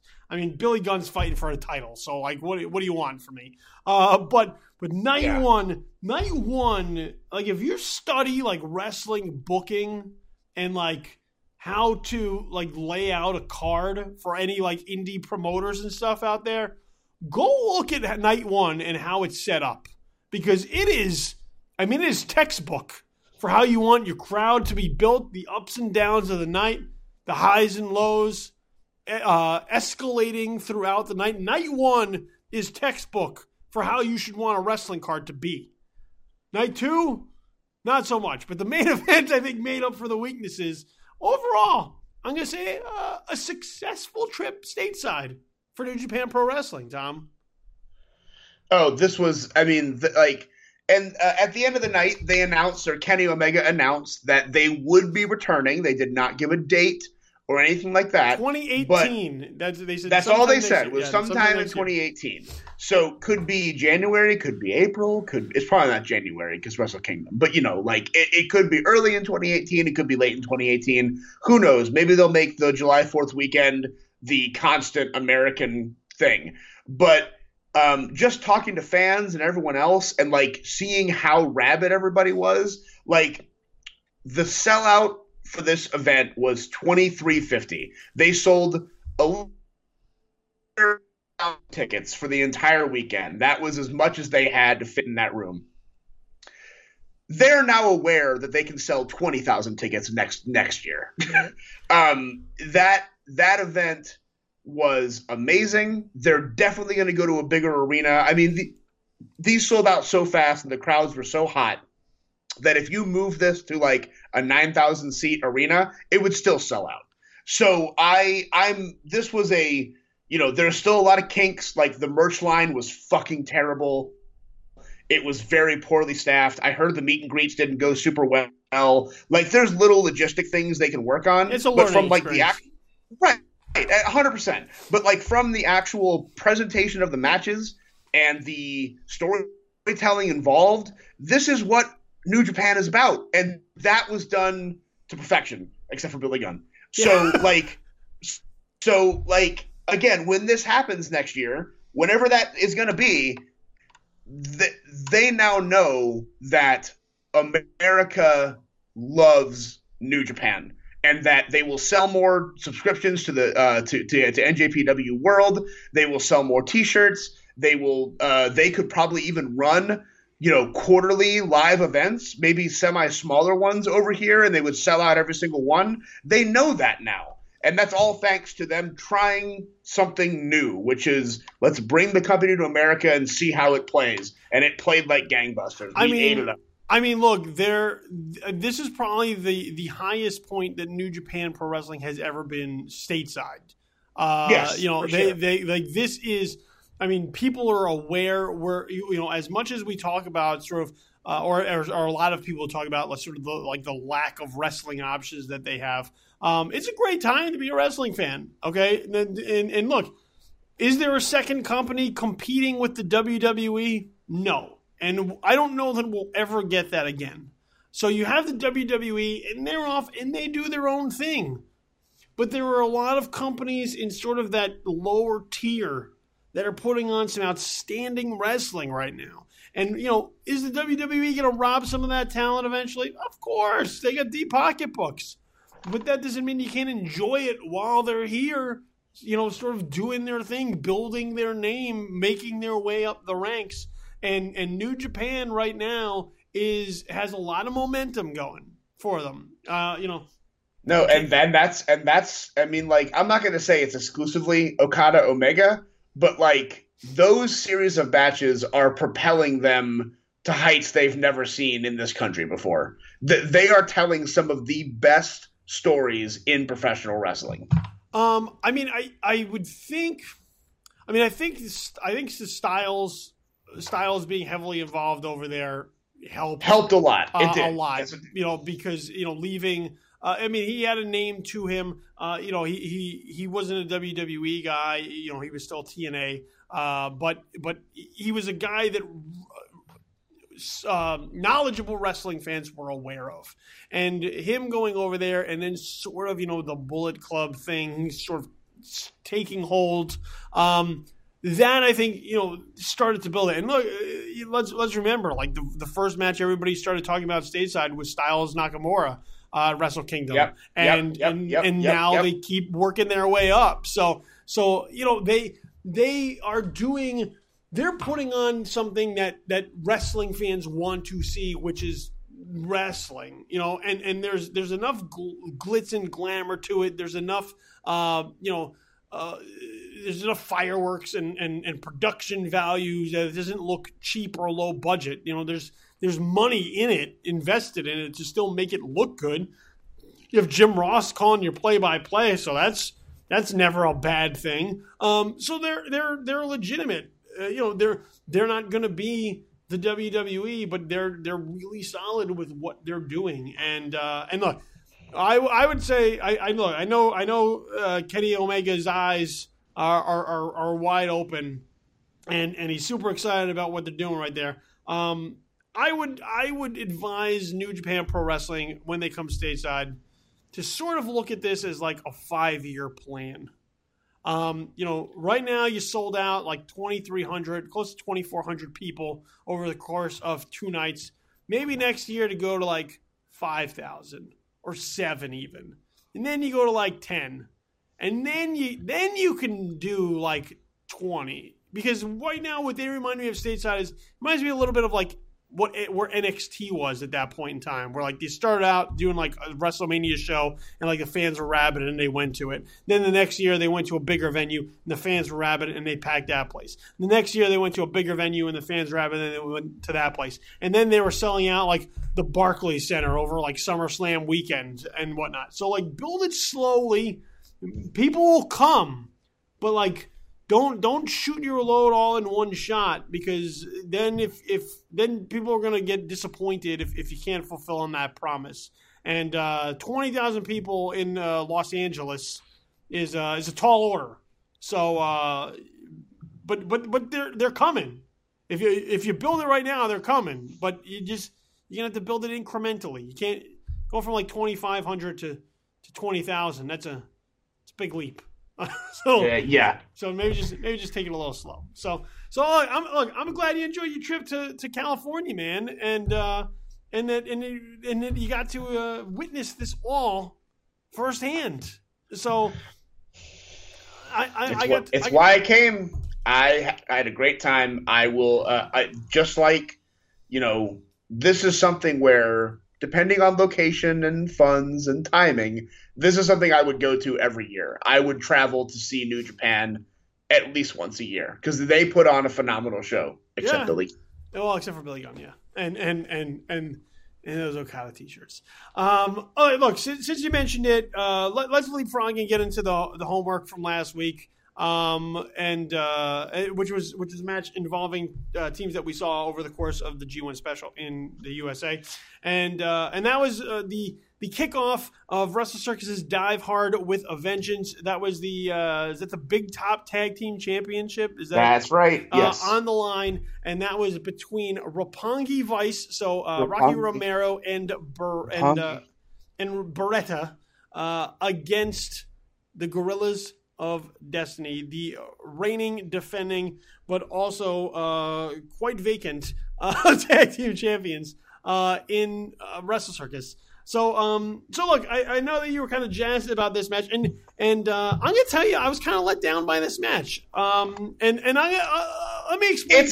It's a little more comedy than I think you might like, but go ahead. No, I'm gonna explain to you why I was sort of down on this match. So when Dive Hard with a Vengeance happened live, I did watch it. I was in North Carolina as I was doing some travels. I was in my hotel. The iPay-per-view was on. I popped on the Twitch and I watched it. And I watched it a little bit later. I didn't get it right out of the start, so I joined in a little bit later over the course of that 17-hour broadcast. So I missed the opener, which was this match. So now watching it, I watched it for homework for this particular week, but I watched it after watching the G1 special in the USA. So I had already now seen Guerillas of Destiny as well as Rappongi Vice in better matches.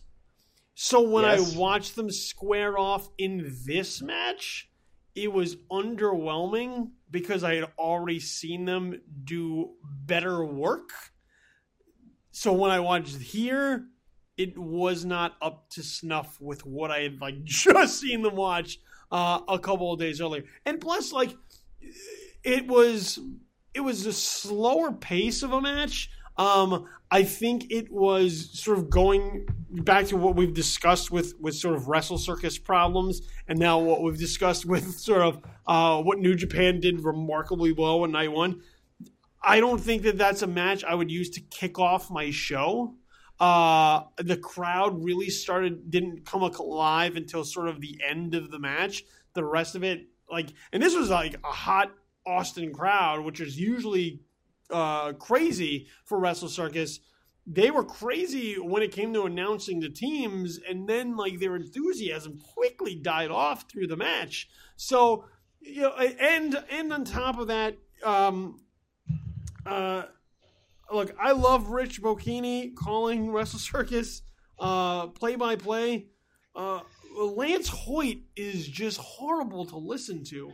And we talk all the time about how commentary can help make matches and can help break matches.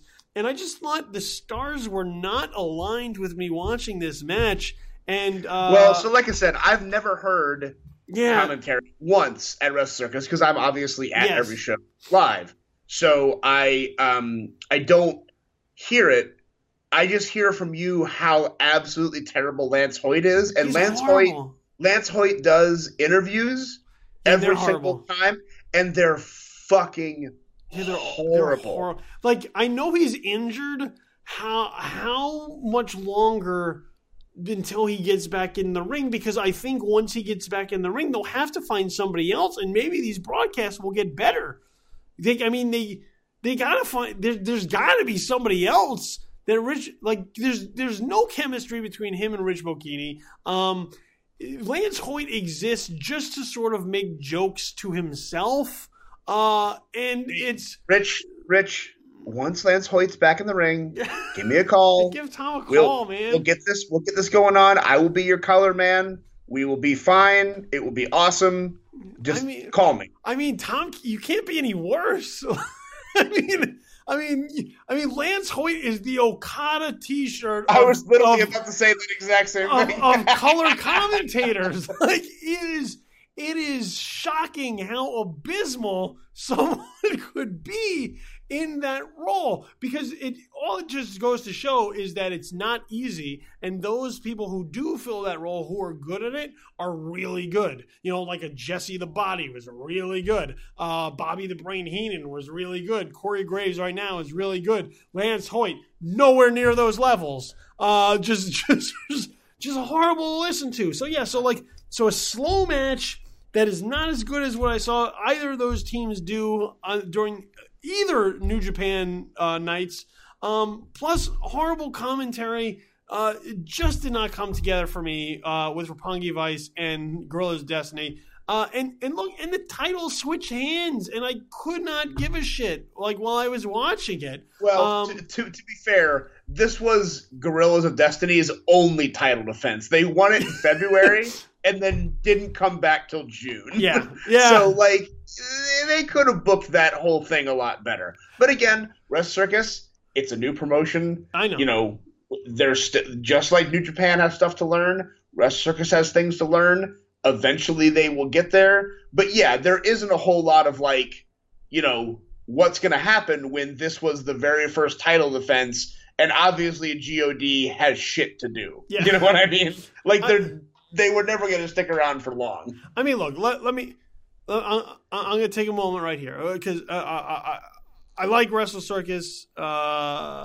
For the most part, they wear me down with their marathon broadcasts. But let me just speak real quickly to it's Al and Lexi. I want to go 1-on-2 right now and just speak right now to you. Go watch night 1 of the New Japan Pro Wrestling G1 and U.S.A. special. Just go watch that, because it's like going and taking a college course in wrestling card booking. You'll earn credits and everything. It's like an internship or something. Just go study that and watch how it's done, and then figure out how to do that over your show. And plus the other thing with that tag match, it was way too long. It was like 25 minutes. It should have ended 7 minutes earlier. That was a terribly long show. It was abysmally long. But even that first match, it's just way too long. Your opening contest should be exciting. It should get your fans enthused about what they're going to see for the rest of the night. They shouldn't be Tom got some FaceTime during that match, and he was on his phone, man. I mean, he's probably answering a text from me, but I saw you. I was. Yeah, but I saw you on your phone. And that's I'll tell you right now, when I watched Ishii and Omega, my phone was down. I didn't pick that phone up for a half an hour while I watched that match. Here, I was like, I think somebody may have liked one of my tweets. What? A dive? Oh, okay. Oh, wait. Is that an email? Oh, no, it's just spam. That's what my watch of Rappongi Vice versus Guerillas of Destiny was. It probably would have been better suited later in the card, in which case, I would have just slept through it like that Michael Elgin match on the same show. That was a on paper that card was awesome. In reality, that show was a fucking slog to get through. It was a slog. So yeah, I'm not a huge fan of this one. And look, Rappongi Vice is now your big top tag team champions, which is an odd honor to have for a tag team that no longer exists. So so I'm gonna go out on a limb here and say their time as the champions. Probably not. Yeah, right. Yeah, Extra Talented is. First of all, they're awesome too. Extra Talented is awesome. Yeah, but they're gonna be knocking on that door, and that's probably the long-term play for your tag titles. I'm just saying. Yeah. No, like I said, there's still a lot for us Circus to learn from. There's still a lot for them to learn from. Yeah. But yeah, no, I mean, and again, this week's homework is watch the main event of night 2. It's amazing. The reason that's the homework is because I have been away for 8 days and I haven't watched any of the Evolve shows. I haven't watched any of the Lucha Forever shows. The only thing I've watched in the past week is New Japan Pro Wrestling. So I got to pick something from those shows because, guys, I just haven't seen anything else, unfortunately. It's fine. And you know what? I would it'll be interesting for you to sort of go back and watch that match too, Tom, now televised. Because you will get to hear the commentary of JR and Josh Barnett during this match. And I thought they also helped, once again, for all people who were maybe knocking JR and Barnett over the course of the weekend, there's a reason that people were super enthused about, because you could have great wrestling, but like if the commentary isn't necessarily there to bring you alive and like tell the right story for it, it could easily fall flat. So I'll be interested to get your take on that match, watching it again now with commentary, and see if it adds to how the match plays for you. So yeah, I'm definitely going to watch it again. It was phenomenal. Plus, I was on the total opposite side of the ring for the craziest table spot of all time, so I didn't really get to see it in full effect. Oh, you're right. Yeah, that was. Man, yeah. I'm not going to spoil it for you, but now that I remember that moment of you recalling it for me, man, that was rough. All right, so your homework for this week is Kenny Omega versus Tomohiro Ishii, main eventing night 2 of the G1 special in USA for the first ever inaugural IWGP United States Heavyweight Championship. Yeah, it's a good one. You got good homework to watch, so make sure you check that one out. Look, Tom, we got I wanted to at least touch upon this before I let you. I let you go and we get out of here. Great Balls of Fire. Just saying, it still makes me laugh. What a stupid name. That is the Okada T-shirt of pay-per-view names if I ever heard one. I love that's the touchstone for things that suck balls. It is now, and only listeners of this podcast will now truly get that. We should get if we get. Look, here's the deal, okay? If we get to like 5,000 followers or something on Twitter, we can open our own wing on pro wrestling tees. I think that's like the standard. Oh yeah. It's like if you get to like 5,000, like I think even if we get to like 5,000 collectively, we can open up our own wing of pro wrestling tees and make our own shirts. And it should easily be something about Okada's shirt. We got to come up with like a good catchphrase. We could literally just write still better than Okada's t-shirts in Comic Sans and it will be true. I mean, we should just get shirts that just say like you are the Okada's t-shirt of life. Like that's, and people be like, what does that mean? And be like, I know what it means. Listen to the podcast, brother. Yeah, listen to the podcast. And people will be walking around with it and think it's amazing. But so Great Balls of Fire is this weekend. Look, you know that I'm down on Raw. I haven't watched it regularly in a while. I'm still just trying to just keep touching upon. Billy, I am only going to this show because it is called Great Balls of Fire.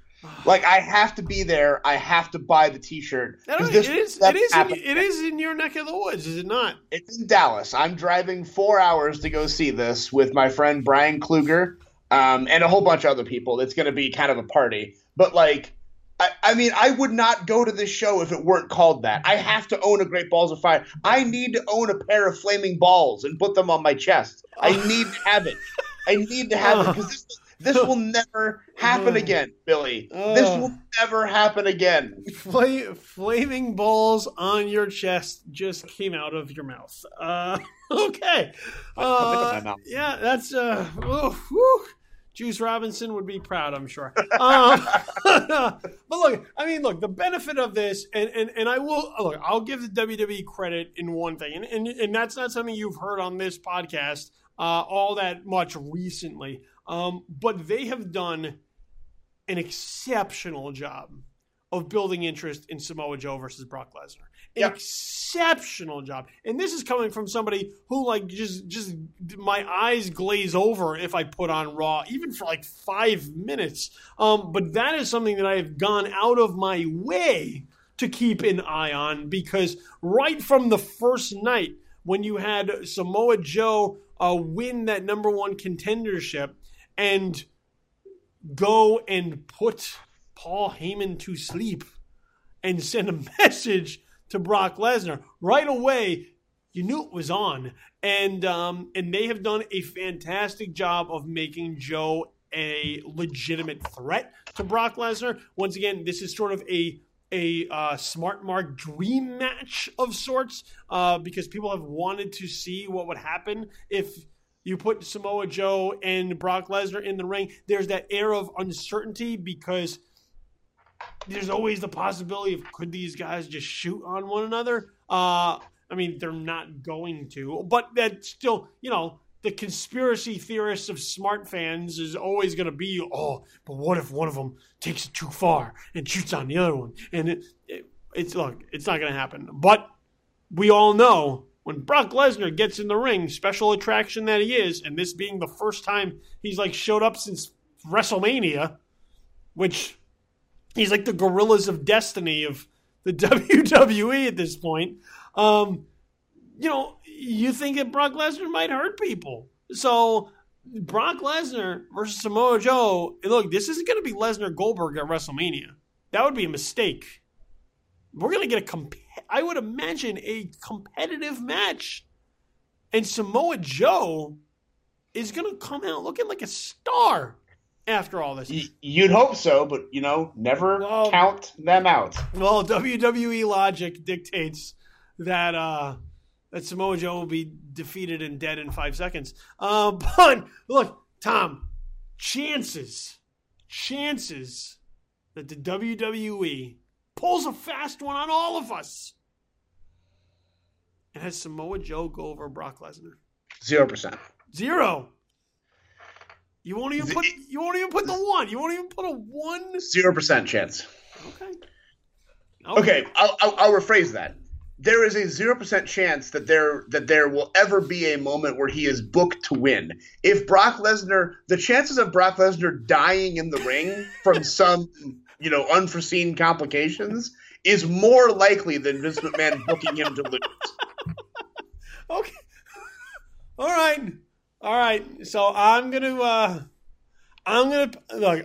out on a limb. I'm gonna pick Samoa Joe via back spasms to win the WWE Universal Championship this weekend. There, it's in the books. Take it to Vegas. It's not going to happen. Sorry. Take it to Vegas. I mean, better Okada getting a better T-shirt or Samoa Joe beating Brock Lesnar. What? Where? It's hard. It's a hard thing to pick. Okay. I know. I really put you in a tight spot there. But look, you're high on this card. You're excited about this. It's good. It's going to be a good show. Well, I hope it's going to be a good show. On paper, it looks like it's going to be fun. Again, I'll be with a bunch of friends. I'll be wearing balls on my chest. I am excited about all of this. I mean, I'm gonna be the Debbie Downer just for a moment. Money in the Bank also looked like a pretty solid card on paper. It was not. Yeah, and it was like the great mansplain of 2017. So look, I'm hopeful. I'm hopeful because I'm stupid. But anytime the Raw team comes together to put on any kind of show that's going to be on TV, yeah, all bets are off. So, Yep. So look, Tom, let everybody know where they could find you on the internet, because guess what? It's time for your song. You can find me at the Tom Nix on Twitter. That's TheTomNix. That's me. Somebody should ringtone that. Please, if I ever walk by anybody who has that as their ringtone, I will shame you. I will publicly shame you. We should sell that on iTunes. Look, man, if we get to 5,000 followers, we'll put it on a shirt. Tom, and with your face on it. And it'll still be better than anything Okada has. So look, make sure you follow Tom Nix on the Twitter at the Tom Nix. Follow him there at the Tom Nix for whatever the hell you tweet about. It's always wrestling and yeah, that's about it. Yeah, it's mostly wrestling. Yeah, and look, you can follow me on Twitter as well. At this point, it's mostly wrestling or politics, or politics in wrestling, or wrestling in politics. Which sadly is a thing. It's a little bit of everything. So my stream of consciousness in 140 characters or less. You can follow me at Infamous Kid, and you can follow this show at the IWC show. At the IWC show. If we get collectively to 5,000 followers, we're gonna make an awesome Okada shirt. Basically shaming Okada shirts. So yeah, so let's get there. Yes. What else? Oh, look, make sure you subscribe to the podcast, you rate the podcast, and you comment about the podcast wherever podcasts are sold, which is nowhere. They're frequently available however you prefer to get them. So iTunes, Google Play, Stitcher, SoundCloud, Blueberry, TuneIn, wherever you get your podcast from, make sure you subscribe to Intelligent Wrestling Conversation. Make sure you rate Intelligent Wrestling Conversation 5 stars for our 5-star effort, because unfortunately they don't go to the Meltzer scale of 6.5, 3/4 stars. They only go to 5, so that's what we get because we're like Okada.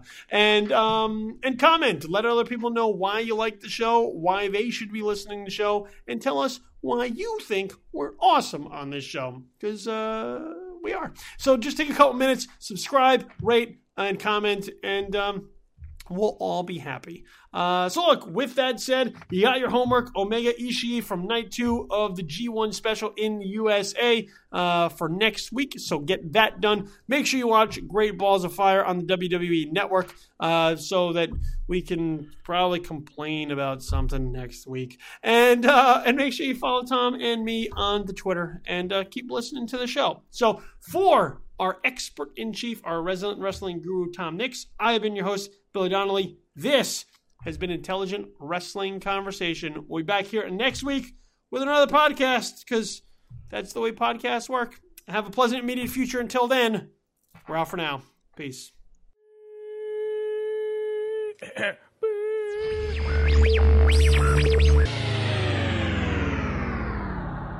Intelligent Wrestling Conversation has been a podcast presentation of This Is Infamous.